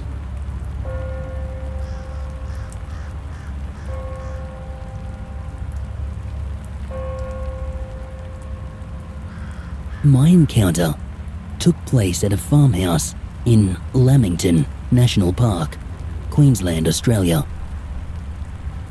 The farmhouse is very old, around 100 years old, I think, and it was previously owned by the O'Reilly family, one of whom is famous for his rescue of the survivors of a crashed plane. The house is regularly rented out to holiday stayers, and I have stayed there on several occasions. On my last of these, several years ago, I swear I saw something, which I can only guess was a ghost. As anyone who has ever been in the country will know, it gets very dark at night. This, plus the layout of the house, made this a great place to play hide and seek in the dark. I was the seeker, and I decided to search in the main bedroom. There was a fire in the room opposite, so I could vaguely make out the contents of the room. However, as I entered, I suddenly stopped as, directly in front of me, a pitch-black shape appeared out of thin air. I cannot specifically describe the shape, as it didn't seem to have a distinct edge and it seemed to be constantly changing. It was, however, roughly my height and width. The thing itself, it was completely pitch black. Despite the fire behind me, I could make it out. I could also make out the contents of the room on either side of this thing. Almost as quickly as it appeared, a very dark red point of light, where I imagine its right eye would have been, appeared and began to glow brighter. At this point, I felt no fear, merely surprise and confusion at its sudden and unexpected appearance. I had never seen anything like this before. I did, however, decide that I no longer wanted to enter that room, and so I quickly walked backwards out of there. As I did so, the red eye began to fade again, and the entire thing vanished.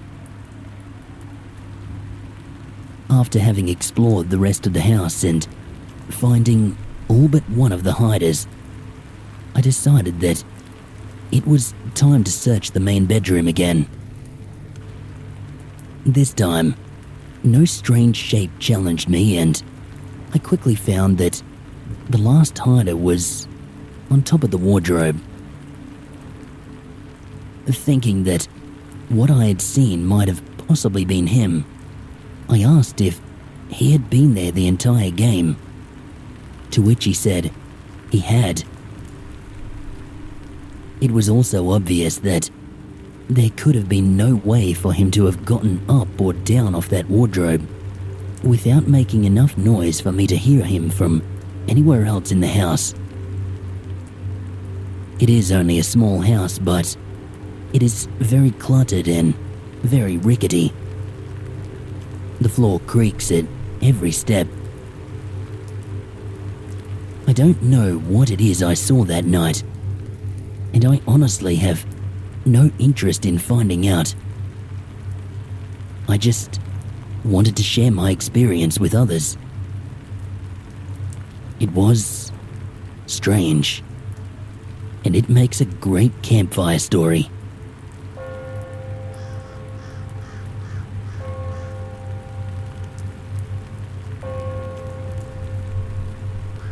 When I was 10, my life changed in ways I could never have imagined. My father inherited an old house in remote New South Wales from a distant relative we barely knew. He thought it would be an idyllic place to raise a family, away from the hustle and bustle of city life.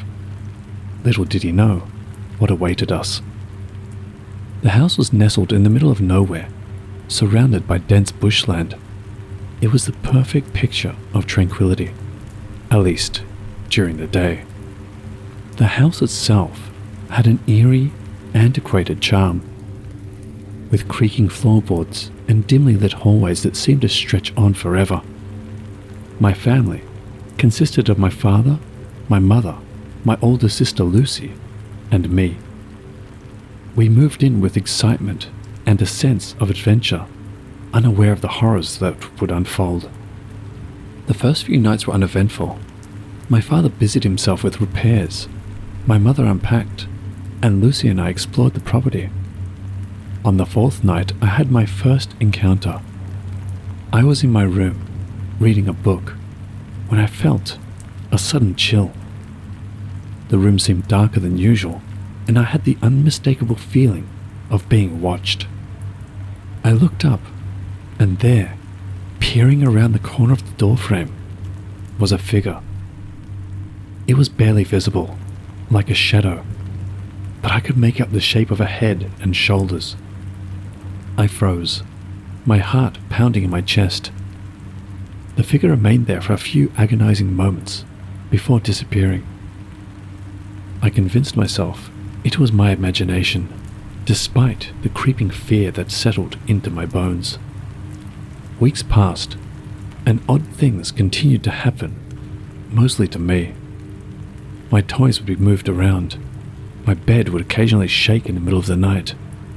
I told my parents, but they dismissed it as nightmares or childish imagination. One night I woke up to a whispering voice, hissing my name. I sat up drenched in sweat and saw the same figure from before, now at the foot of my bed. It was closer, clearer. It had no features, just an inky blackness. But as I stared at it, I noticed the whites of its eyes. I screamed, and my mother rushed in.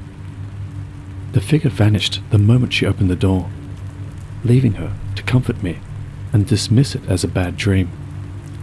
It wasn't until Lucy had her own experience that my parents began to take things seriously. She came to me one morning, pale and shaken, saying she'd seen a woman in old-fashioned clothes standing at the foot of her bed, staring at her with hollow eyes. My parents started to believe something was off, but didn't want to admit that something supernatural might be happening. Our situation escalated over the 5 years we lived there. It started small, lights flickering, strange noises, cold drafts, but grew increasingly malicious. Here are two of the most chilling experiences that I remember vividly. The first event happened during our second year.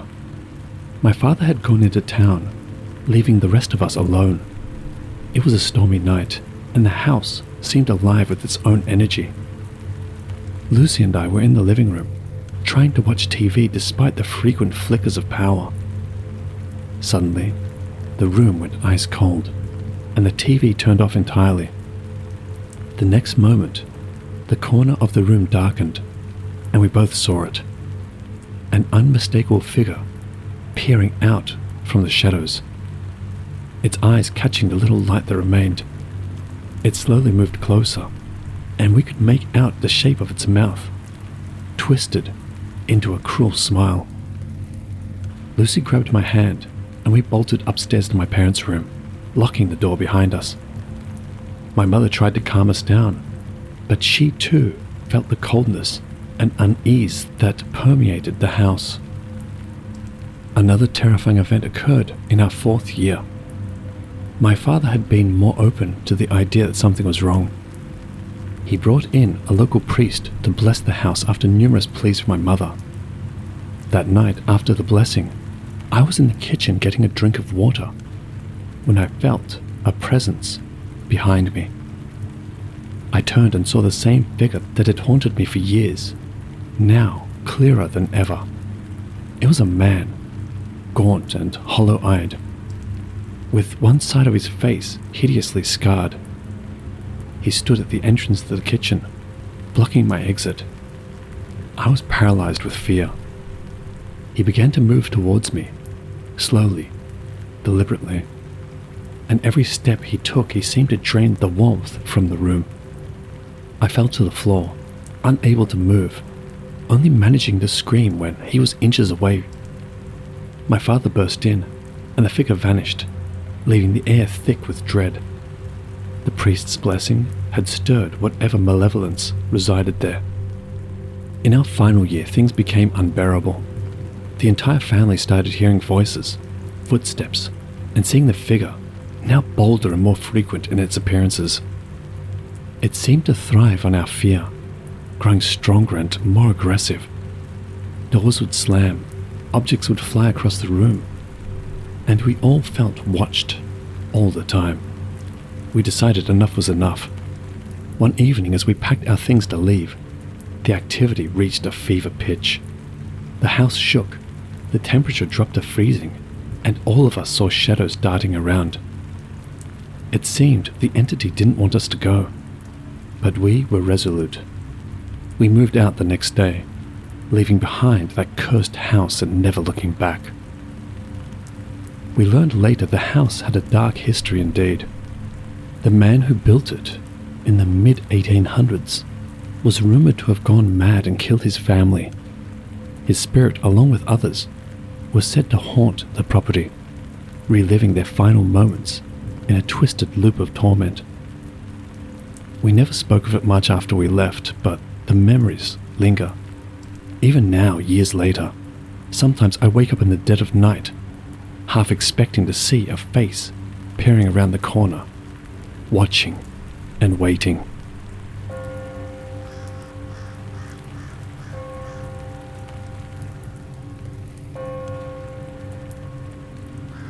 I live on about 2,000 acres of farmland in southern Michigan, with scattered wooded areas all around. When I was younger, around 12 to 15, I loved the art of bushcraft, simply building forts, fires, and hanging out in the woods. I never feared anything out there because I had nothing to fear, but somehow, that seemed to have changed overnight. I suddenly felt watched or followed whenever I went out in the woods after school or on the weekends. I'd look over my shoulder every 5 seconds, it felt like. The last time I ever remember playing in the woods, I mustered up the courage to go out and just have fun, build a new fort, start a fire and toast some bread, and warm up a can of chili and go home, which was in sight but about a half-mile walk through the recently harvested fields. The feeling of being watched subsided, but with that came an overwhelming feeling that I was being stalked. I tried rationalizing that it's common to feel that way in the woods with the wildlife and all. I decided to start a fire just to get it going for when it was time to eat. I tried not to venture far for fallen trees and brush. I started setting up my camp. Sitting on a fallen tree while cutting a groove into a large branch to make it fit easier on another, I started hearing what sounded like scratching on a tree. I looked up from my task into the thick tree line, and with branches full of leaves, I couldn't see anything, so I thought it was a raccoon digging its new home in a stump. My camp was nearly complete in the early evening. I just needed to throw brush on the tarp, and I'd go home after I eat.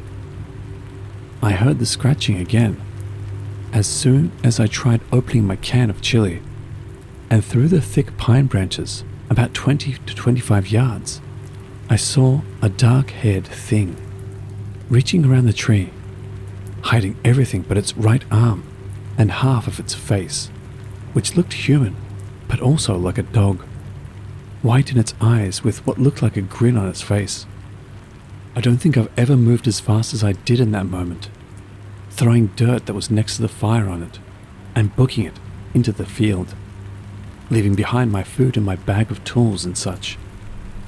Before making the half-mile run home, I have no idea what possessed me to look back into the trees, but I saw this creature doing the same thing to a tree on the tree line. Same distance between us. Only thing different from last time is that though I could only see half its face, whatever it was, it looked pissed, slowly hiding completely behind the tree. I took off for home, not stopping the entire run. To my knowledge, my little bag with my tools in it are still in those woods. It's been nearly 10 years since it happened, but I still refuse to go back into that specific wooded area, as it's the densest and largest one on the property.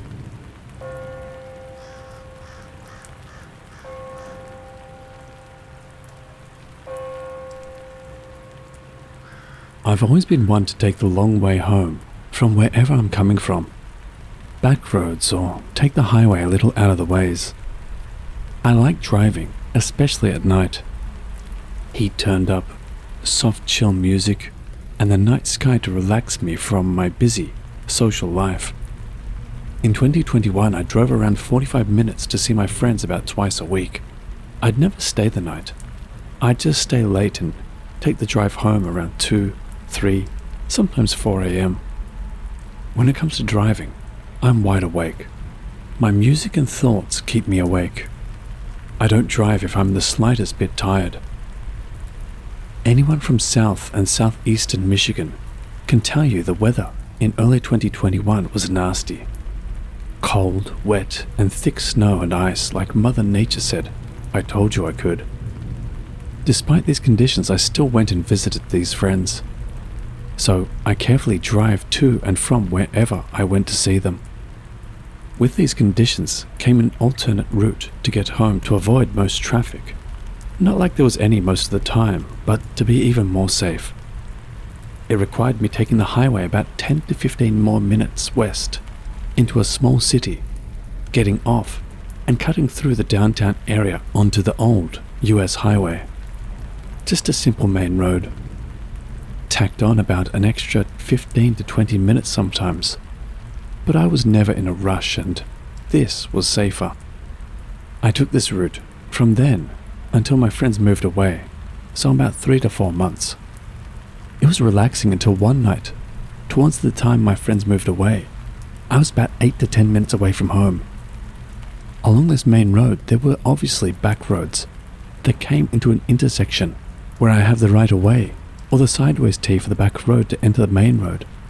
In this case, it was like a hidden driveway because a thick tree line was just 5 feet off the shoulder on the road. This road led over a highway, around a lake, and back over to the main road I was in. I started experiencing a feeling of confusion and kind of like dread when I started approaching this road. Even though I drive by it and don't have to turn into it, I still felt scared, in a sense, to come across it. And that feeling would suddenly stop as soon as I passed it and went over the hill. One night I was doing my regular long way home drive, and I got the feeling again. I could chalk these experiences up to sleep deprivation and hallucinations off of exhaustion. But I don't ever remember being tired enough to feel that way. That's when I noticed the same creature I saw when I was younger, playing in the woods, was hiding behind a tree 5 feet off the shoulder, eyeing me down with half its face behind the tree and its right arm wrapped around the trunk. The snow on the ground and clear moonlit sky made it clearly visible. This wasn't a small critter crawling up the tree or someone messing with me. This was the dog humanoid-like creature I saw when I was younger. I probably went 80 miles per hour all the way home despite the ice after seeing that, running straight out of my car into the house and into my room. This happened another 3 to 4 times on different trees along that tree line, until I stopped taking that way home. It's a normal route for me now during the day, but I always try avoiding it at night now, until just last year, at the end of summer.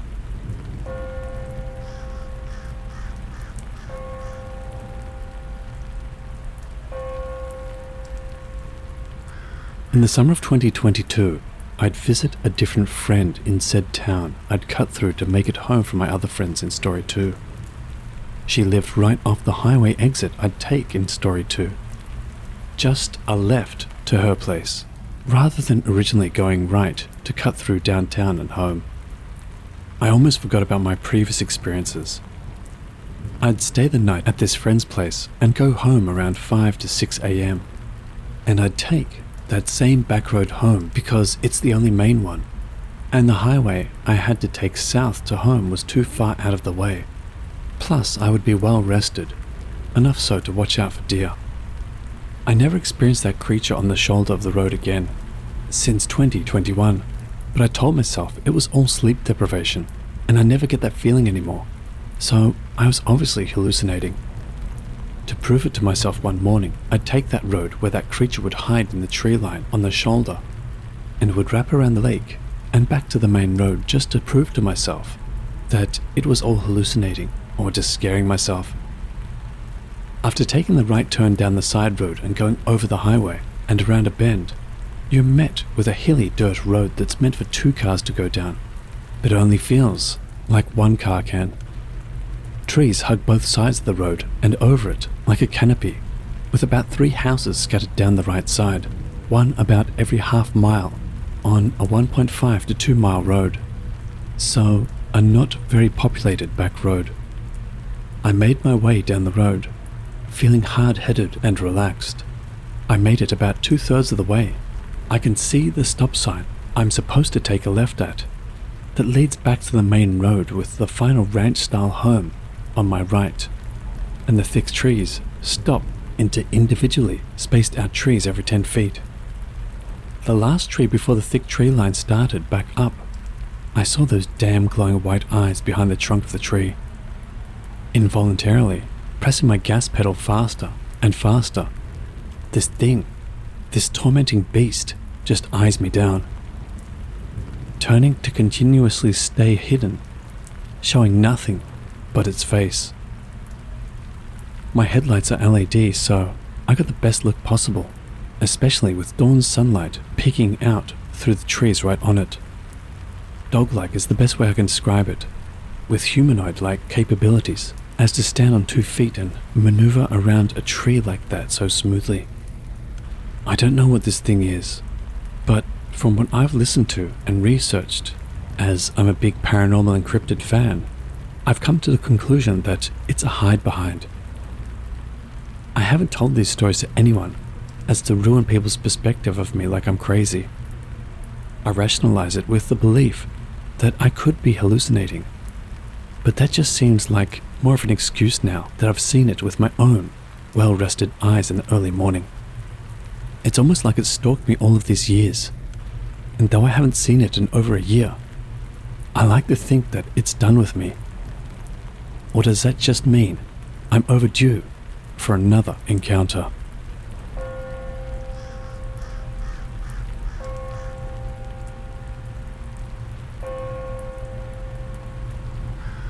I've always enjoyed solo camping trips.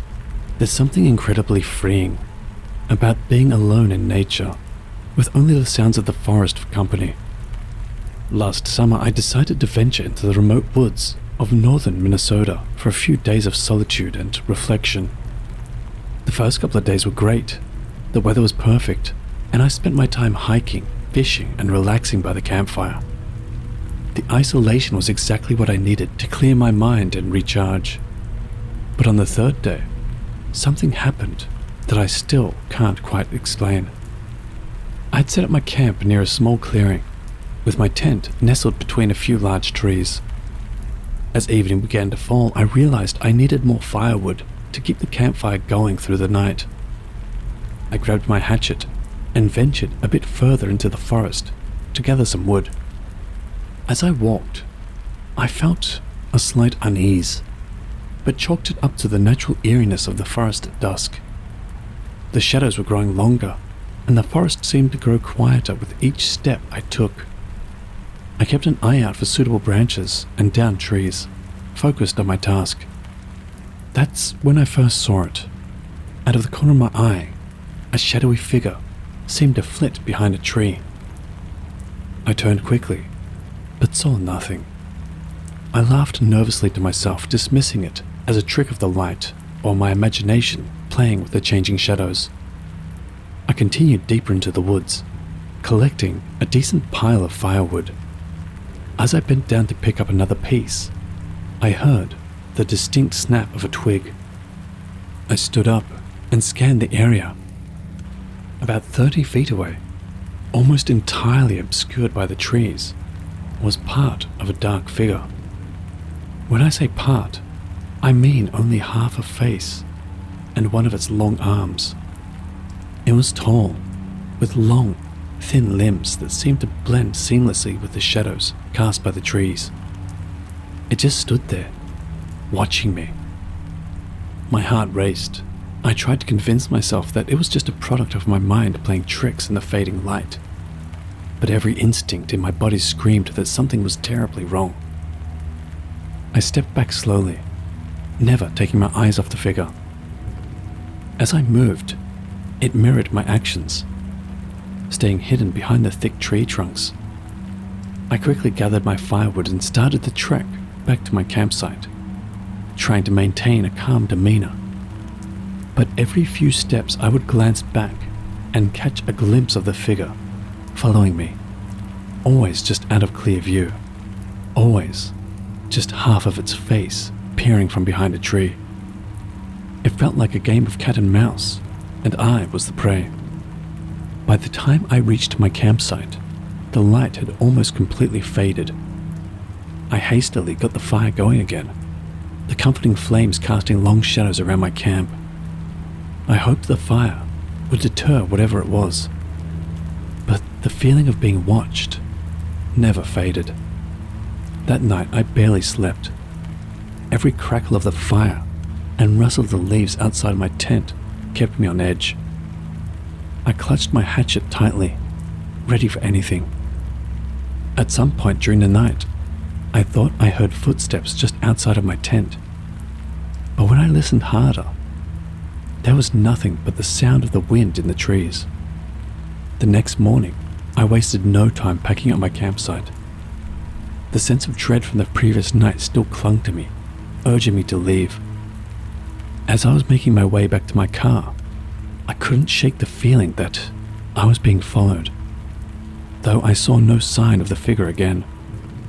It wasn't until years later, while drinking one night and sharing creepy camping stories with my friends, that one of them mentioned the legend of the Hidebehind. According to folklore, it's a creature that stalks and preys on people in the woods, always staying just out of clear sight. The description matched my experience perfectly. Had I been stalked by a Hidebehind that night in the Minnesota woods? To this day, I can't be sure, but I often find myself thinking back to those eerie moments, wondering if there's some truth to the old legends.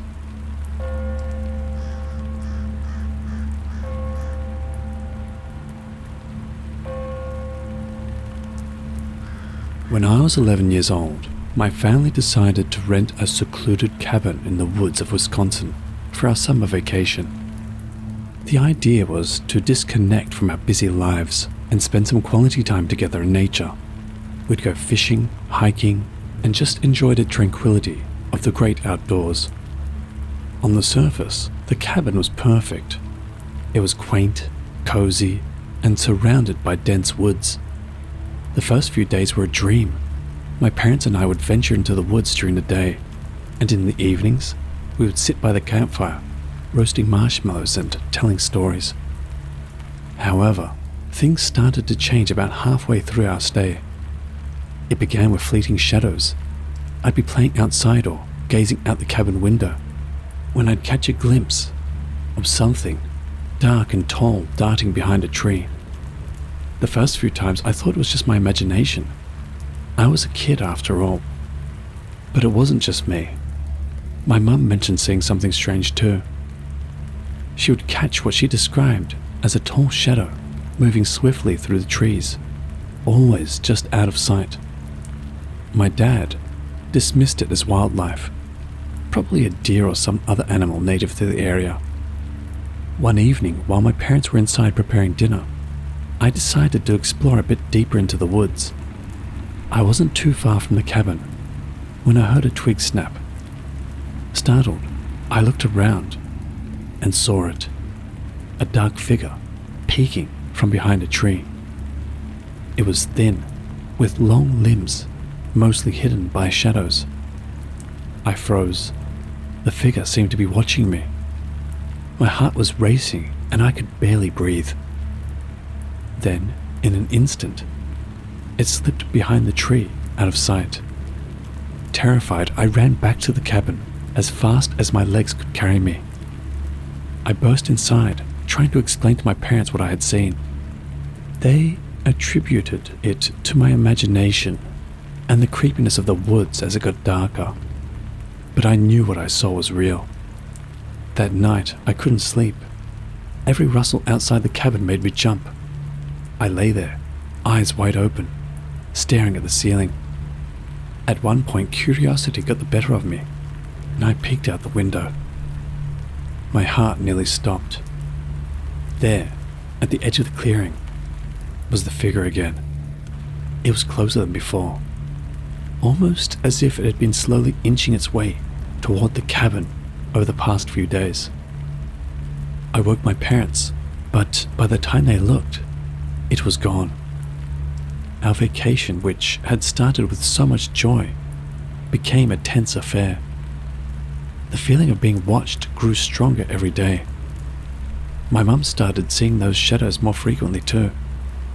My dad, ever the skeptic, tried to ignore it, but I could see the unease in his eyes.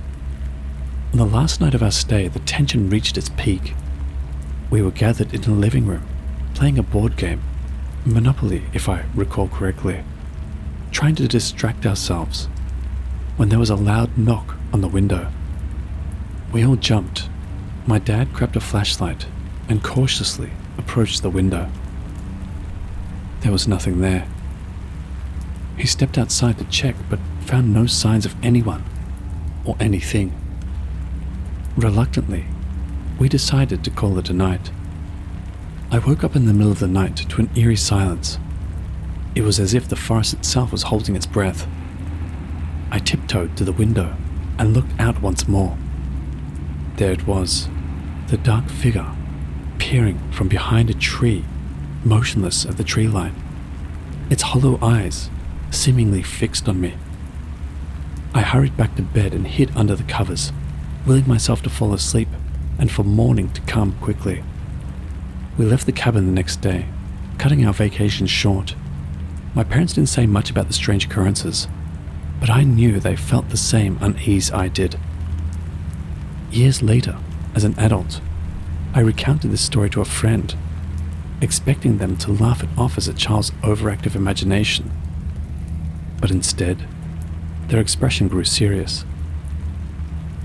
They told me about a cryptid called a Hidebehind, known for lurking in forests and hiding behind trees.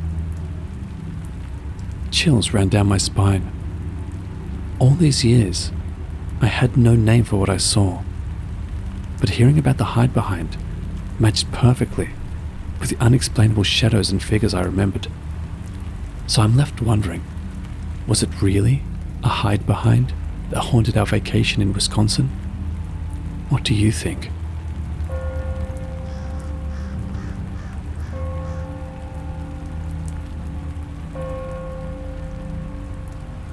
So my boyfriend, Matt, is an avid hiker. He's been hiking for years and loves the outdoors. Me, not so much. But because I love him and want to share in his interests, I've been trying to get into it. This was only our third hike together. A trip planned from Cadillac to Manistee through the Manistee National Forest. As someone relatively new to hiking, I was looking forward to the scenic views and some quality time with Matt. The first couple of days were amazing. The forest was beautiful, the weather was perfect, and I was starting to see why Matt loved this so much. But by the third day, things took a turn. We were deep in the forest, away from any signs of civilization. It was late afternoon when I first noticed something odd. I kept seeing movements out of the corner of my eye, just fleeting shadows that disappeared the moment I turned to look. I chalked it up to my inexperience and tiredness. But there was this moment when we were taking a break, and I saw it again. A dark figure darting behind a tree. I mentioned it to Matt, and he reassured me that it was probably just an animal, and nothing to worry about. As we continued hiking, the feeling of being watched grew stronger. I couldn't shake off the sensation, and the glimpses of the figure became more frequent. At one point, while Matt was adjusting his backpack, I felt compelled to look behind us. That's when I saw what I'm sure was a face peeking out from behind a tree. It was just for a split second, but it was enough to make my blood run cold. That night we set up camp by a small clearing. While Matt was making dinner, I wandered a bit to collect some firewood. That's when I had my first real encounter. I was about 20 feet from our campsite when I heard a twig snap. I turned around and saw it. The same figure, but this time it was closer, peering from behind a tree. I froze. The figure stared at me with hollow, dark eyes. My heart pounded in my chest as I stood there, paralyzed. Then, just as suddenly, it disappeared behind the tree. I ran back to Matt, breathless and panicked. I told him what I saw, but he tried to calm me down, suggesting it was just a trick of the light or my imagination running wild. But I knew what I saw. That night, I hardly slept. Every rustle of leaves or snap of a twig outside our tent had me on edge. I kept seeing those dark, hollow eyes in my mind. By morning, I was exhausted, but I didn't want to ruin the trip for Matt, so I put on a brave face and we continued our hike. That was until our last night in the forest. We had set up camp again, and I stayed close to Matt the entire time. As we settled into the tent, I heard something moving outside. I sat up, listening intently as the noise grew louder. Matt was already asleep, so I quietly unzipped the tent slightly to peek outside. That's when I saw it. The same figure, standing at the edge of the campsite, partially obscured by a tree. It was closer than before, its hollow eyes fixated on our tent. I saw more of it this time. It was tall, thin, and seemed to have elongated limbs. I quickly zipped the tent back up, my heart racing. I shook Matt awake, trying to explain through my fear what I saw. I insisted we needed to leave immediately. Sensing my genuine terror, Matt reluctantly agreed. We hastily packed up and started hiking through the dark, using our flashlights to guide us. I kept looking over my shoulder, dreading the sight of those hollow eyes following us. We hiked non-stop until dawn, when we finally reached the ranger station near Manistee. I felt a wave of relief wash over me as we stepped inside. Despite Matt's reassurances, I couldn't shake off the fear and anxiety. It wasn't until we were safely back home that I allowed myself to relax. When I shared my experience with a friend, they suggested it might have been a Hidebehind and told me more about the folklore. I had no idea such a thing even existed until then. Curious and desperate for answers, I started researching online about Hidebehinds. According to the website I stumbled upon, it is a creature from American folklore said to stalk forested areas, hiding behind trees and preying on those who dare to venture too deep into the woods. The description matched perfectly with what I saw. Stay safe out there, folks, and trust your instincts.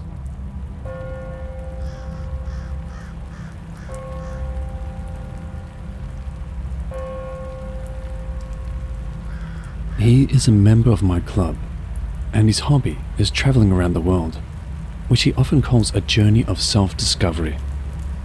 Recently, he visited a remote area in China, known for its herbal medicines. There, he saw various unusual items for sale, including pig's feet, monkey fingers, brains, and some animal testicles. When he returned, he shared his experience with a few of us, and brought back various souvenirs. Most were typical, like Chinese herbal medicines and keychains from the airport. However, there was one particular item called a finger doll. The doll was flesh-covered, about the length of a soda can and as thick as a chikua, which is similar to a hollowed-out Japanese crab stick but just a little bit thicker. According to him, if you break one of the doll's fingers, you would be cursed. Naturally, everyone was intrigued and wanted to test it. Despite multiple attempts to break the doll's fingers, which were small, shiny and slippery, none of us could manage it. The excitement dwindled, and we eventually moved on and parted ways for the day. The next day, we heard shocking news. The person who had taken the doll died in an accident on the way home. He had been quite drunk, so it was uncertain whether the doll had any involvement in the accident. Nonetheless, what we found eerie was that the doll's body was found bent and misshapen, with a monkey's finger emerging from inside.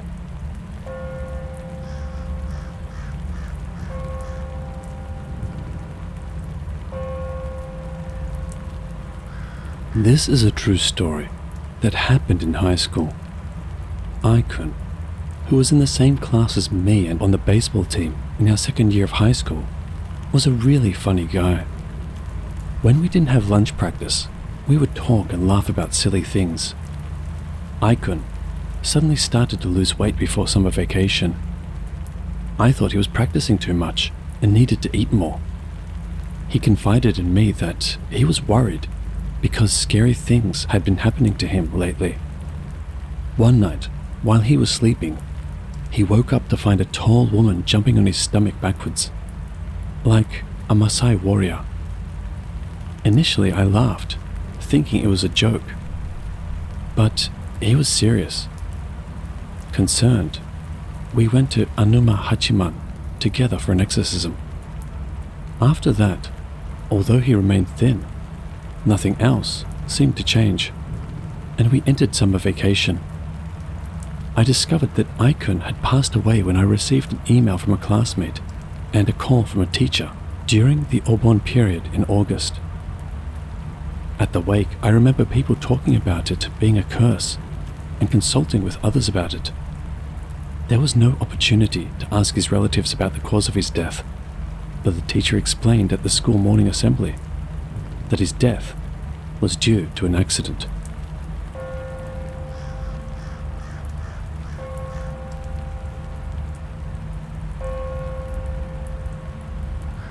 My grandmother used to perform prayers at my parents' house. She has since stopped. She often told me stories from a young age which led me to believe in spirits until I was in elementary and junior high school. However, lacking any psychic powers myself, I began to lose my belief by the time I entered high school. I started to doubt my grandmother, wondering, why does she lie about spirits? Is she a con artist? This skepticism led me to distance myself from her mentally. This estrangement persisted until about my second year of college. So, this is a story from my second year of college. One day, my mother and sister came to visit and stayed at my boarding house. We had dinner together, went to a super public bath, and on the way back, rented some DVDs from Tsutaya. My sister had rented a ghost-related movie, like True Cursed videos, so we decided to watch that before going to bed. We turned off the lights and watched the scary DVD. She picked the DVD at random, but the content was genuinely scary. Despite not believing in ghosts, horror movies and supernatural programs could still scare me. My sister and I watched the ghost videos with shivers, while my mother was already snoring 5 minutes after we turned off the lights. After the DVD, we turned on the lights, laid out the futon, and went to bed. My mother was sleeping on my futon in the loft, and my sister and I were sharing a futon, covered with towel blankets. After we turned off the lights, I couldn't fall asleep. Initially, I was just scared from the DVD. But gradually, something felt wrong. My whole body started shaking. I was breaking out in cold sweat, and my body temperature dropped rapidly. I also had a high-pitched ringing in my ears. These symptoms might sound like the early stages of a cold, but I didn't have a headache, sore throat, or fever, and I was fully conscious. I just couldn't stop shaking, sweating, and hearing the ringing. It was so terrifying that I was surprised by the intensity of my fear. My sister was right next to me, and my mother was asleep in the loft. But I felt as scared as if I were alone in an abandoned hospital at midnight. You might think I could have just turned on the lights, but at the time, the idea of a brightly lit room was equally scary. I felt like my room belonged to someone else entirely. Thinking, I'm definitely going to see a ghost tonight, I crawled into the towel blanket and clung to my sister. During the night, I heard footsteps walking around the futon for about 30 minutes, but I still don't know if I imagined them or not. By morning, my fear had faded away like a bad dream. I considered telling my sister and mother, but I thought they would make fun of me, so I just kept quiet. In the end, I didn't see any ghosts, and decided I must have just been extremely scared. However, the day after they left, I got a call from my parents' house. My sister's voice was very excited. The night we stayed at your place, Grandma had a strange feeling in her heart, so she did a spiritual reading of your room, and it was amazing. She said that a floating female spirit was in your room. It was a woman who had taken her own life. What's that? Is Grandma still there? No, she's already gone. But Grandma told me to tell you she did a spiritual reading and the woman is probably still there. Grandma said she'll mail you a talisman, so stick it to the north wall. I went to stay at my friend's house right after the phone call. The talisman arrived later by U-Pack, and I stuck it on the north wall as instructed. The same phenomenon never happened in the room after that, which is enough to make me believe in my grandmother again.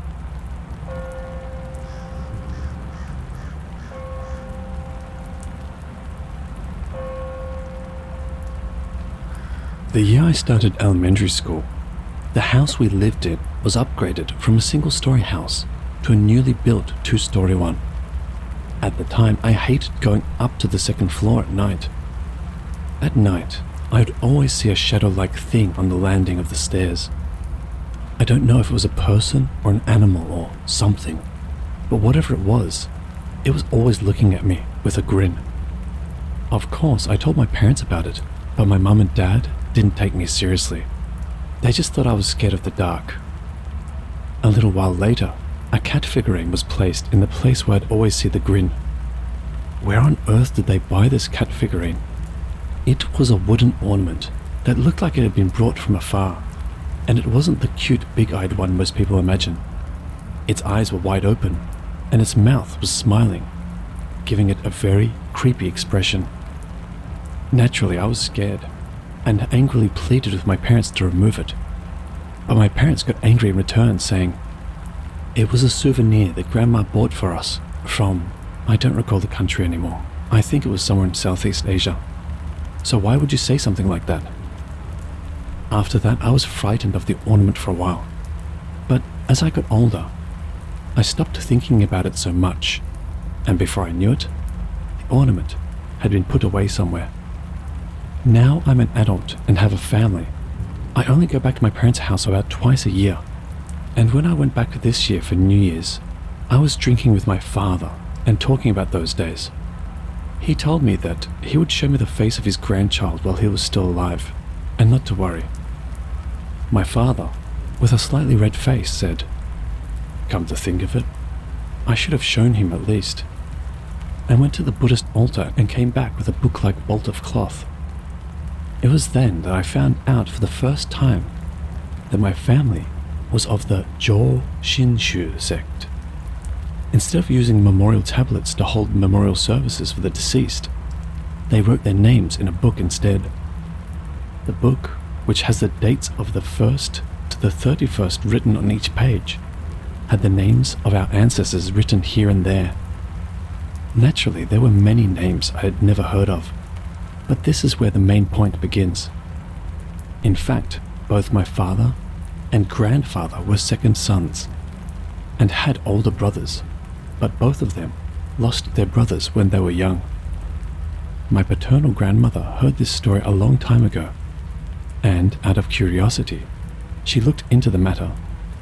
It turned out that at least from the end of the Edo period into my father's generation, all of the eldest sons and daughters in the family had died for some reason before they turned 15.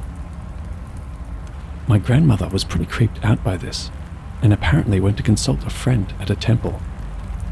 But they were originally a poor farming family, so it would be difficult to find out where any grudges had been left by going back a little.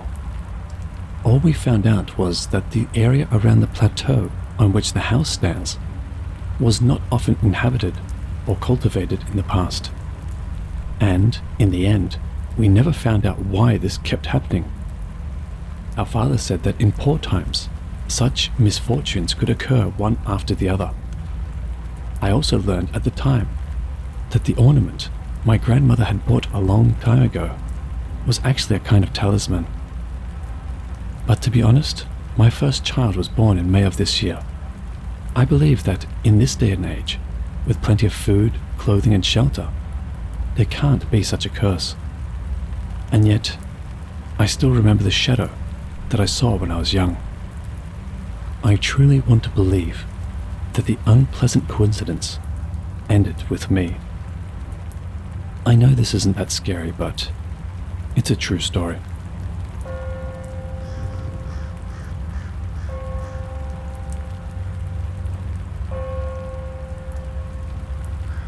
When I was a child, I lived near a shopping street where everyone knew each other. The street started in front of a private railway station, about 20 minutes from Shinjuku. In the middle there was a bakery, a watch shop, and a sushi restaurant, all owned by the same landlord. Across the street stood a funeral parlor. At the end of my 3rd year of elementary school, the long-closed watch shop reopened as an udon restaurant.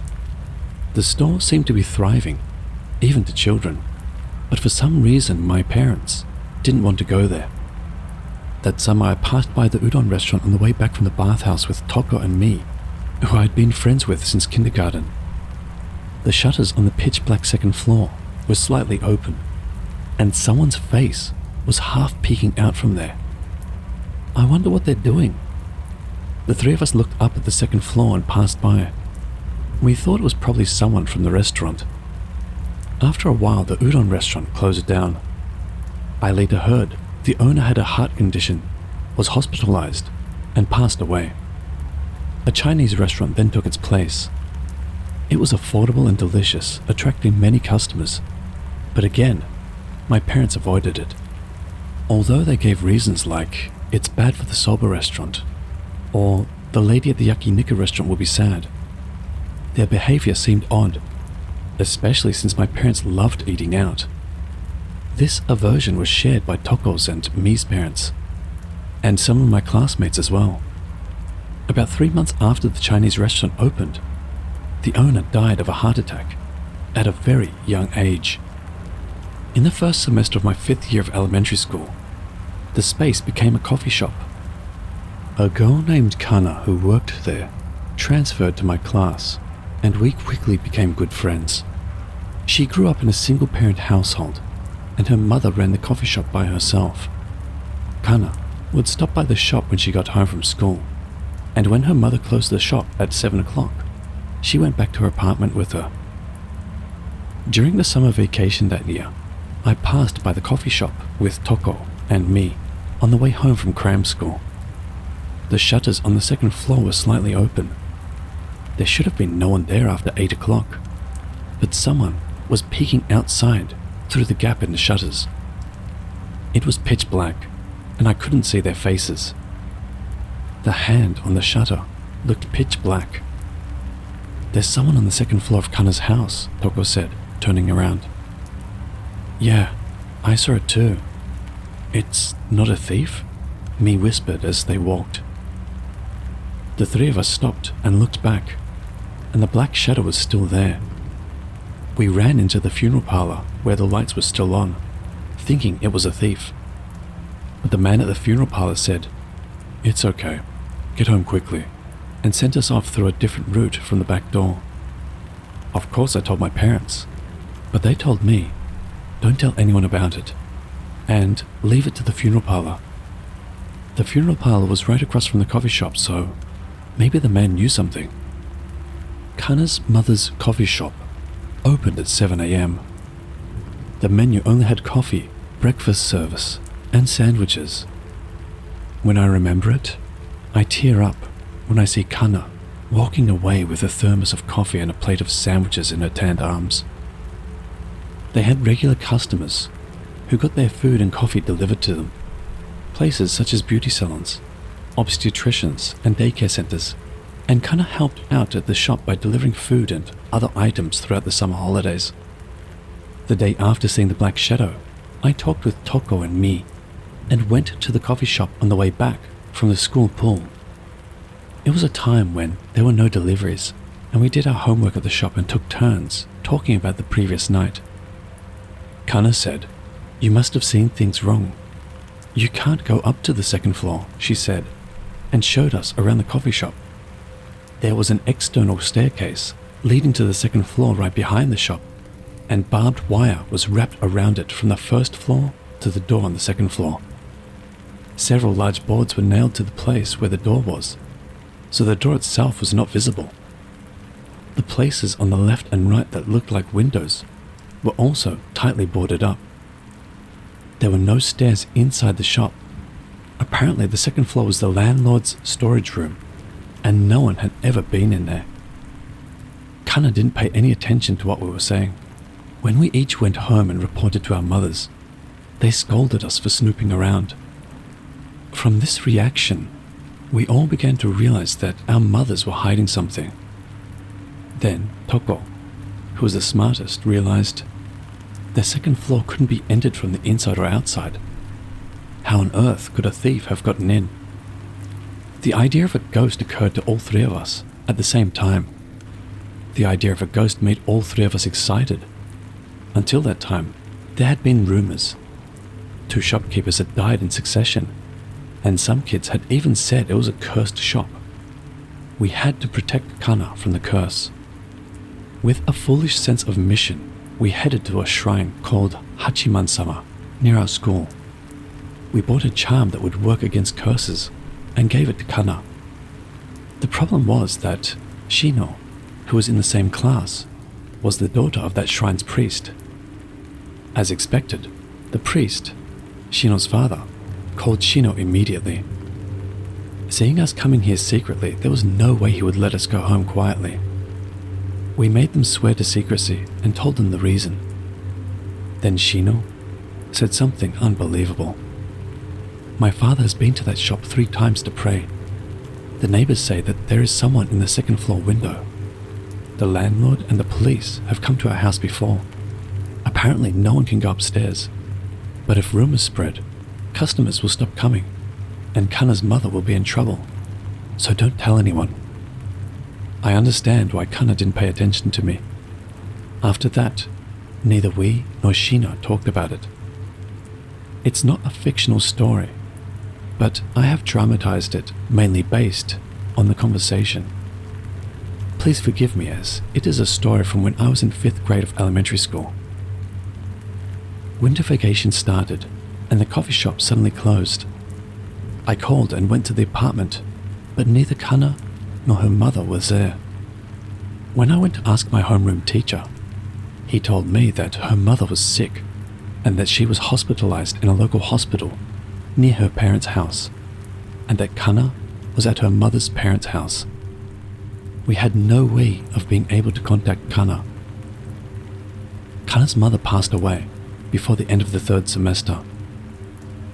We became middle school students. Toko moved to Kansai due to her father's job transfer. Me moved to a new house far away, and I went to the downtown area to go to high school.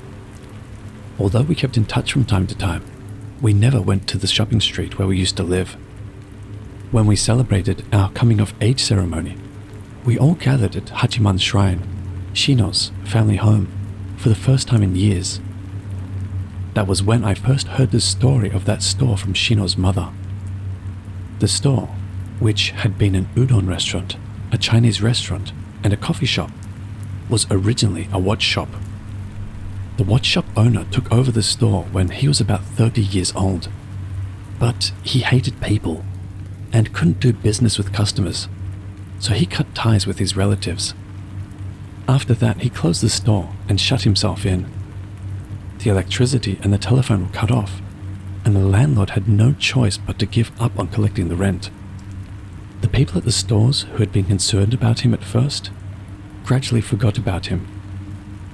After a long time had passed, one summer the bakery and the sushi restaurant on either side of him noticed a huge number of flies. The landlord rushed to the police station, and the police with a forensic team broke open the locked door to the staircase. The room was filled with the sound of black wings, rippling white waves, and small animals with bloodshot eyes. The cause of death was exhaustion. Apparently, "Someone help me" was written on the last page of the ledger in the desk. Shino's mother rubbed her arm and said, "That's why we couldn't go to that store." I think everyone's mothers were the same. The people who came were people from the housing complex and people across the train tracks. They didn't know that people died one after another. But a tenant came right away because the rent was half the market price. After Kana's mother died, the landlord turned the store into a warehouse. It seems that he still doesn't rent it to anyone. The funeral of the watchmaker was organized by the shopping district and the neighborhood association. The funeral parlor across the street did it for almost free.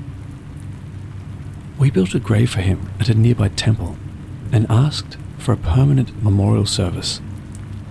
We never missed visiting the grave. The store is now beautifully renovated and looks like new.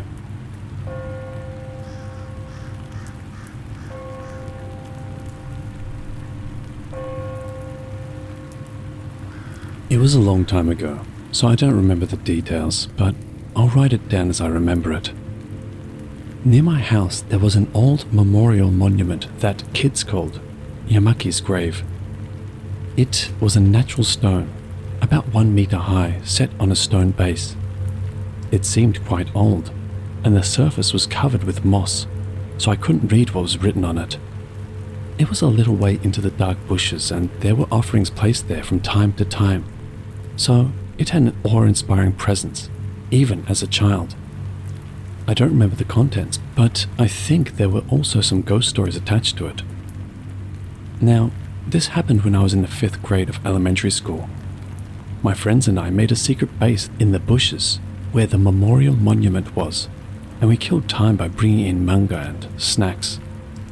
One day, when we gathered at our secret base again, one of our friends, Tomo, said, "There's a bottle buried under Yamaki's grave, and there's a live catfish in it." Apparently, it was a story about an uncle who had come home for a relative's wedding, but there was zero credibility among our friends that a live catfish could be in a bottle underground. So Tomo asked me, Katsuaki, and Benny to dig under the foundation of the grave on Sunday. By the way, Katsuaki, Benny and I have no psychic powers. We're not particularly strong people. We were curious and just followed him, hoping for gold coins or something. We gathered in the morning at Katsuaki's house near Yamaki's grave to do some homework, then had lunch and moved to the secret base. We were equipped with a flashlight, 2 shovels that someone had brought, and a jite, a prize from a festival ring toss that Katsuaki had brought for some reason, and set off to the grave without any particular thought. We probably arrived at the grave around 2 o'clock. Clouds appeared, making it look like it was going to rain a little, and I remember it being muggy. For the time being, Tomo aimed for the catfish, and the other 3 of us started digging in front of the foundation, aiming for gold coins. The soil was quite hard, mixed with gravel, and we could only dig about 10 centimeters deep after 10 minutes of effort. We took turns digging for about an hour and reached about 50 centimeters deep. Nothing came out. We were children and getting bored. But then it started raining heavily, so we took refuge under a nearby tree. We saw the muddy water filling up the hole we had been digging, making it twice as troublesome. We decided to dig again next time. We decided to fill the hole with grass or something to prevent it from filling up. And as we were all raking up the grass and dead leaves around there, we heard a gurgling sound coming from the hole. A catfish? That's what I thought. Maybe everyone else had thought the same. We all gathered around the hole to look in, but the muddy water made it hard to see, and we couldn't put our hands in because we were afraid the catfish would bite. Sometimes bubbles would rise, and the water surface would move. Tomo picked up a tree branch and tried to insert it into the hole. He moved it around for a while, but after hearing a grrr sound, like something was getting stuck, the branch couldn't be removed. I thought it might be a giant catfish, so no one bothered with the hole anymore. After being stunned for a while, Katsuaki walked up to the hole with the jite in his hand. When he tried to stick it in, he screamed and ran away. We, out of curiosity, got closer, and Tomo, who was the first to look into the hole, also screamed and ran away. After that, I ran away in a chain reaction to the secret base. When I talked to Katsuaki and Tomo at the secret base, they said they saw a bloodless human mouth biting into the end of the branch in the muddy water. Since our base was in the same bush, we decided to evacuate to Katsuaki's house before heading home. I remember that Tomo looked embarrassed when we left, and Katsuaki looked a little proud. To my surprise, Tomo asked his brother to help him fill in the hole later. Apparently the branch had fallen over with the tip bitten off, but he was scared, so he quickly buried it and stamped it down. Maybe he felt responsible after all. After that, first Tomo, then Tomo's brother, hit their little toes hard, and it was said to be the Yamaki curse. Katsuaki was also the first in his class to grow hair, so it was said to be the Yamaki curse. If you have read this, and you have hit your little toe hard or grown hair, it could be a curse.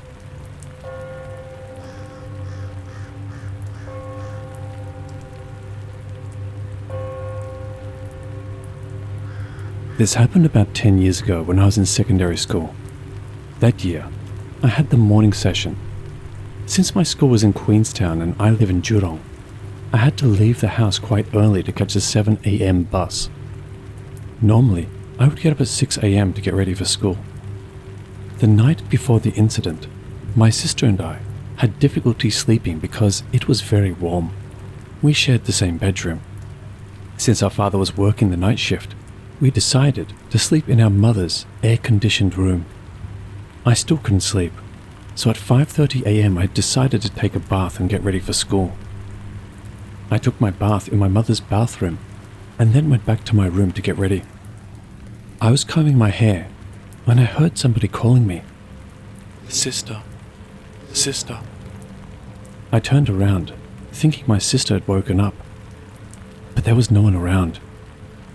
I went to my mother's room and found my sister still asleep. I grew scared but brushed it off as my imagination. I went back to my room to get my school bag, and I heard it again.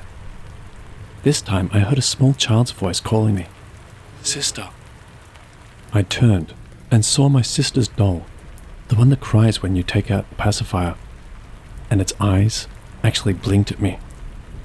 I immediately ran to my mum's room and stayed there until 6:45 a.m. Once I got home from school, I took the doll and threw it in the storeroom. Since then, I have banned all dolls from my room.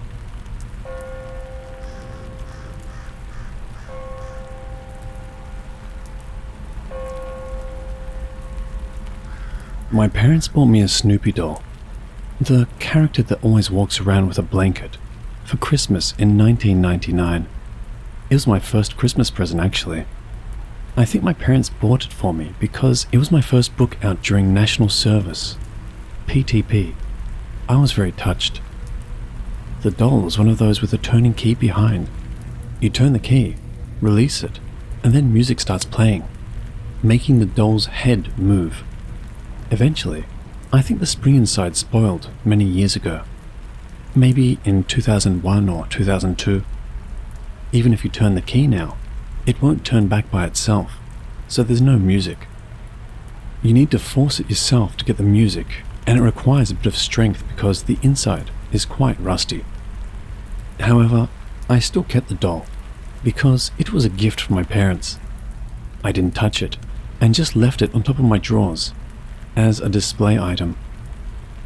Then, one time, I was inside my room's toilet, doing my business, and didn't close the door properly because I was alone at home. I was reading a book at the same time when suddenly I heard music from inside my room. The music sounded familiar, but I couldn't recall it immediately. It was quite eerie because I was home alone, and the music seemed to come from nowhere. Then it hit me. It was the music from the doll.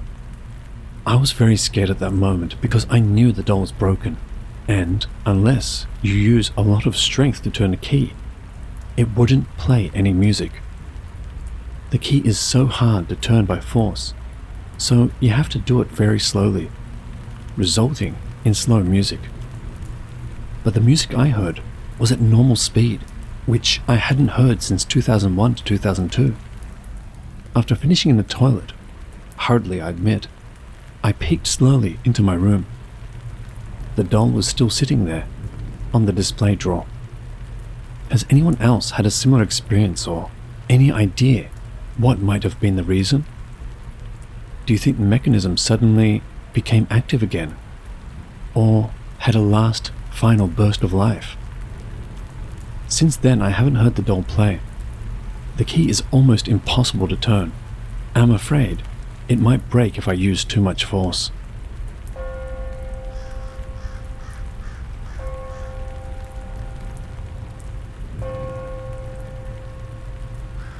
This is a scary experience that almost scared me half to death.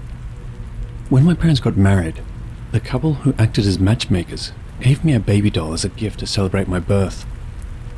The doll was the size of a 2-year-old child with curly brown hair that was almost blonde. The joints in the limbs could be moved, and it was a doll that you could play with by dressing it up and pretending to take care of it. It was a big version of what we now call Popo-chan. However, unlike Popo-chan, it wasn't cute, and its face was Western style, so not only was it not very cute, it was also a little scary. When I put it to sleep, it closed its eyelids with long eyelashes. For some reason, this doll has scared me ever since I was old enough to understand. However, this doll was quite large, and no matter where you put it in the room, it had a presence. So I just didn't like it, and it scared me. When I was in the 2nd grade of elementary school, my parents were transferred and we moved house. I was given my own room for the first time, but the door to the room was warped, so it didn't close smoothly. I had to push it hard to close it, and it made a squeaking sound, so it just didn't close properly. I kept the scary baby doll next to the door, and even though I was scared every day by seeing it, I kept it in my room for some reason. One day, a few years after moving into the new house, I was spending time in my room with the door half open. When I approached the door to move to another room, the half-open door started to close on its own. I wondered if the wind had caused the door to close, and just as I was about to put my hand on the doorknob, I looked at the baby doll next to me and saw that the baby's hand was moving as fast as the door was closing. I couldn't immediately grasp the situation, and I was too shocked to move right away. All I could think was, this is bad.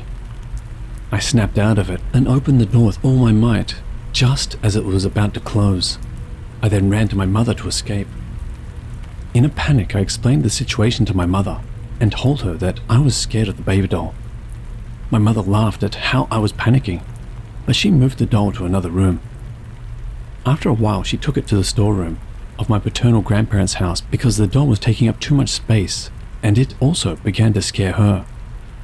I can still find the doll in the storeroom if I search for it, but I'm scared to, and don't feel like getting rid of it, because it's human-shaped, and it feels wrong to do so. I still can't forget the feeling of when that door was closing unnaturally. I also remember hearing a giggling sound from the doll and the doll's hands moving together. Anytime I think about it, I'm just terrified. Sorry for the long post.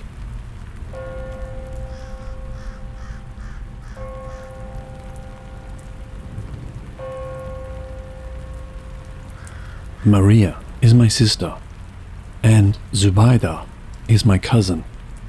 In the afternoon, Zubaida and our aunties came over. Soon it was night, and our aunties went home. Zubaida stayed over at my house because the next morning we were going to religious class. That night we slept in the double-decker bed. Maria slept on the top bunk, while Zubaida and I slept on the bottom bunk. We went to bed around 11. I couldn't really sleep because we kept talking and giggling. Later, Maria fell asleep. I saw Zubaida pulling at a black hair on the right-hand side, near the wall. She asked me to check if it was Maria's hair. I looked up and saw Maria sleeping on the left side. So, it wasn't her hair. I told Zubaida it must be her Barbie doll's hair. We decided to ignore it and tried to sleep. But as the room got quieter, I felt weird about the hair. I woke up again at night and saw the hair still there, swaying a little, like it was moving on its own. I was so tired and fell asleep again quickly, trying not to think about it. In the morning, Zubaida climbed up to Maria's bed to see if it was her Barbie. It was, but this time, the hair was yellow. What we saw the previous night was black. It was strange and creepy. Could Barbie have changed its hair color? Or was it ghost hair? We felt a shiver run through us. The room seemed darker, the shadows somehow scarier. Zubaida quickly turned the Barbie's face away, remembering what we heard from our elders. Any dolls or soft toys with eyes should have their faces turned away when someone sleeps beside them. If not, evil spirits can enter them and disturb you. Later, when we told our parents about it, our grandmother listened too. She came over, holding her rosary tightly. She told us an old story about a spirit that attached itself to a doll, haunting the children who played with it. The spirit would show itself changing the doll's hair to black as a warning. That night I was really scared. We kept the lights on and tried to sleep. I woke up and heard a scratching noise from the wall where the hair had been. Zubaida and I were too scared to move. I saw another strand of black hair slowly coming from the bed, almost reaching the floor. It seemed to move on its own. Morning came and we were relieved. Maria, not knowing what had scared us, played with her Barbie doll. Zubaida and I didn't talk about that night again, but we always made sure no doll's eyes were looking at us when we slept. And now, you know our story. If you don't believe it, try it yourself. But remember to turn the dolls' faces away from you when you sleep beside them.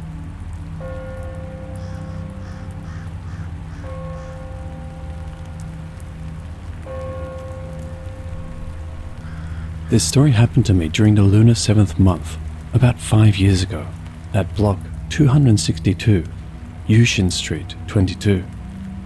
I went over to my ex's house for dinner around 6 p.m.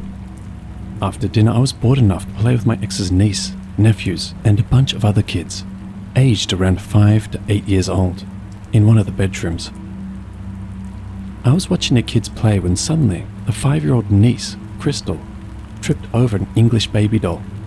The ones with the blinking eyes, eyelashes, you know, the ultra creepy kind. Crystal started crying, and, like most Chinese parents who hit whatever hurt their precious little child, I picked up the doll and started spanking its bottom repeatedly. It worked and Crystal started giggling, so I put the doll down on the ground and went to the living room to watch TV. Suddenly, my ex's older sister, Brenda, came out from the adjacent room asking which kid was the little prankster who tapped her from behind several times. Upon hearing the commotion, I asked her what happened. She explained that she was in the bedroom adjacent to the kids' room where the door was left ajar and the lights were turned off because her fiancé was taking a nap. With nothing else to do, she was gazing at the mall opposite the flat through the window when someone tapped her lower back from behind.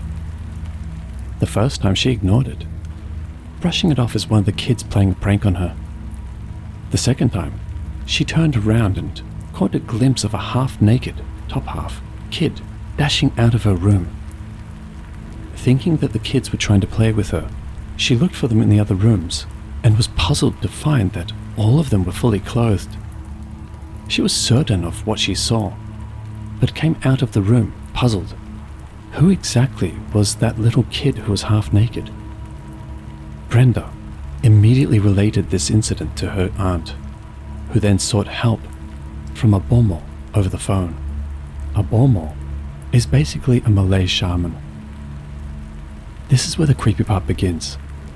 The bomo told her aunt to enter the children's room and look under the bed. He even described a feature for identification: the color of the doll's eyes, which were blue. I accompanied their aunt to the room and retrieved the doll, and to my astonishment, it was the doll that I spanked earlier. At that moment, many questions raced through my head. How did the Bormore know there was a doll under the bed? How did the Bormore know the color of the doll's eyes? Why did the kid not look for me, since I was the one who spanked the doll? The Bormore immediately instructed their aunt to leave the doll under a tree in the estate's park, and we did. After this incident, we went out for supper, and we came back to find the doll already taken from the tree. Some more questions popped up. Who in their right mind would dare to pick up such dolls during the night of the lunar 7th month? My mum always emphasized never to pick up things during the 7th month, as they may be spiritually dirty. I kept quiet about the doll spanking incident for fear of getting a scolding from my ex. Of all the questions that went through my mind that night, only one was answered by another medium who was a friend of my mum. She claimed that I was sort of untouchable by dirty stuff because I have a pair of really thick eyebrows. Glad I have them.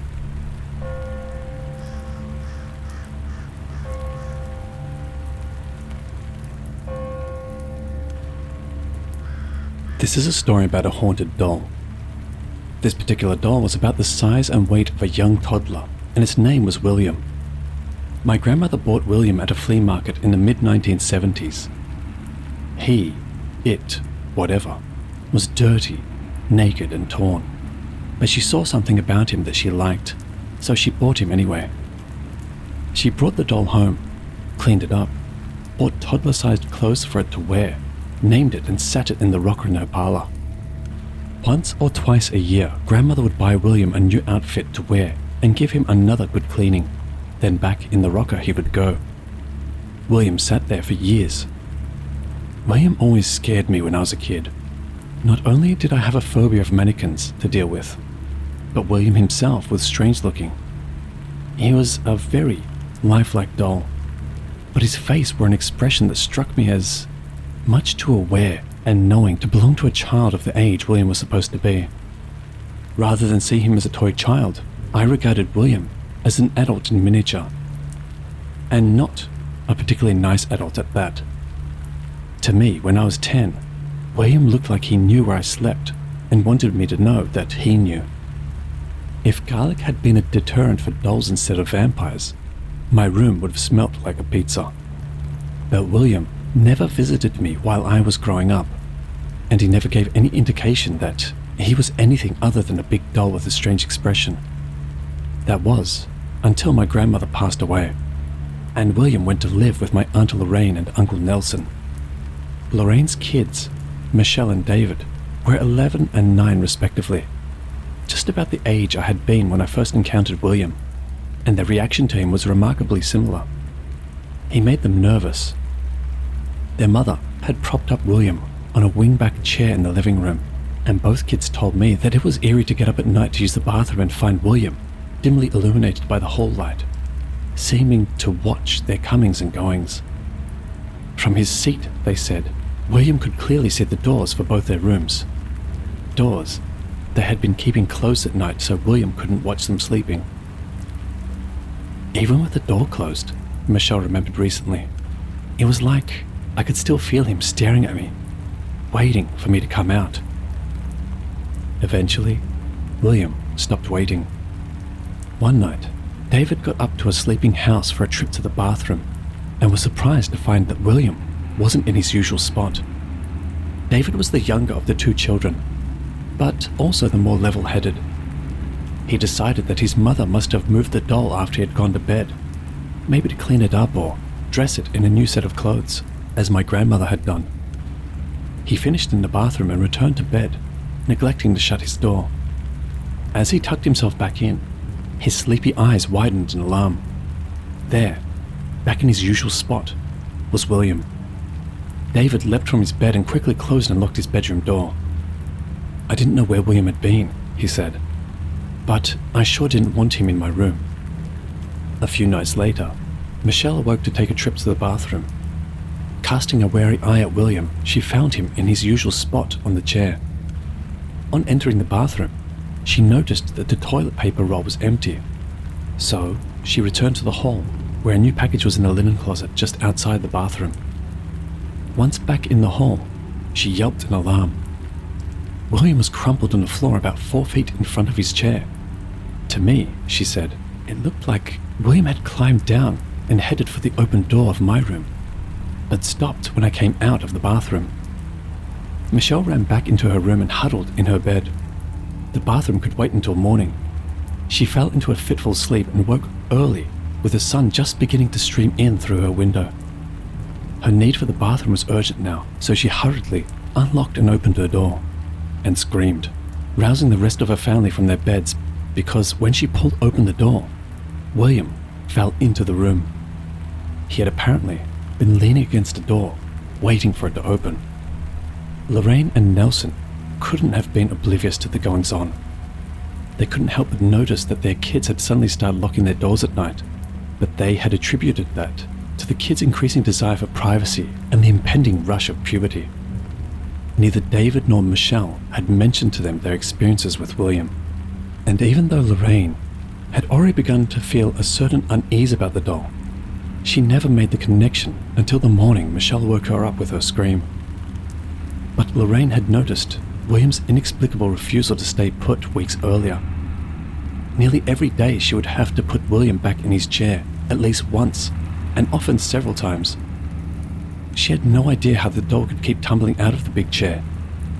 She wasn't able to knock the doll down without applying enough force to actually fling him from the chair, so she saw no way for him to simply fall out. But fall out he seemed to do, over and over again. One afternoon, a few days before Michelle's morning scream, Lorraine hadn't been feeling well, and so laid down for a brief afternoon nap. She awakened an hour or so later to find William in bed beside her. She was initially quite spooked, but soon deduced that one of the kids who had come home from school while she had slept had placed the doll there as a joke. It was only later that she decided otherwise. The day Michelle had her morning encounter with William, Nelson put the doll in the attic. He believed none of what the kids were saying, but agreed to hide the doll away to mollify them, for they were genuinely afraid. He told the story to my mother a few weeks later, and she told him that she'd like to have the doll if Nelson and Lorraine weren't planning to keep it around. Nelson agreed and went to the attic to get it for her, and was unable to find it. Nelson tore the attic apart, but William was gone. That was nearly 10 years ago, and William hasn't turned up again since.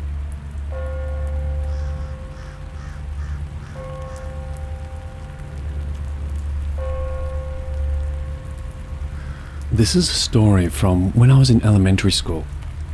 Sorry, but I'm not good at writing, but I love other people's ghost stories.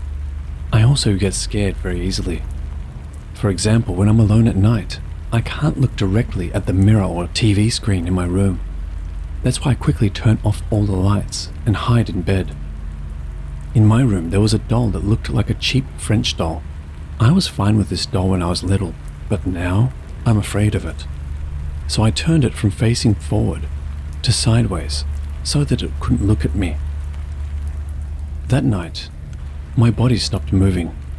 My breathing was also intermittent and painful.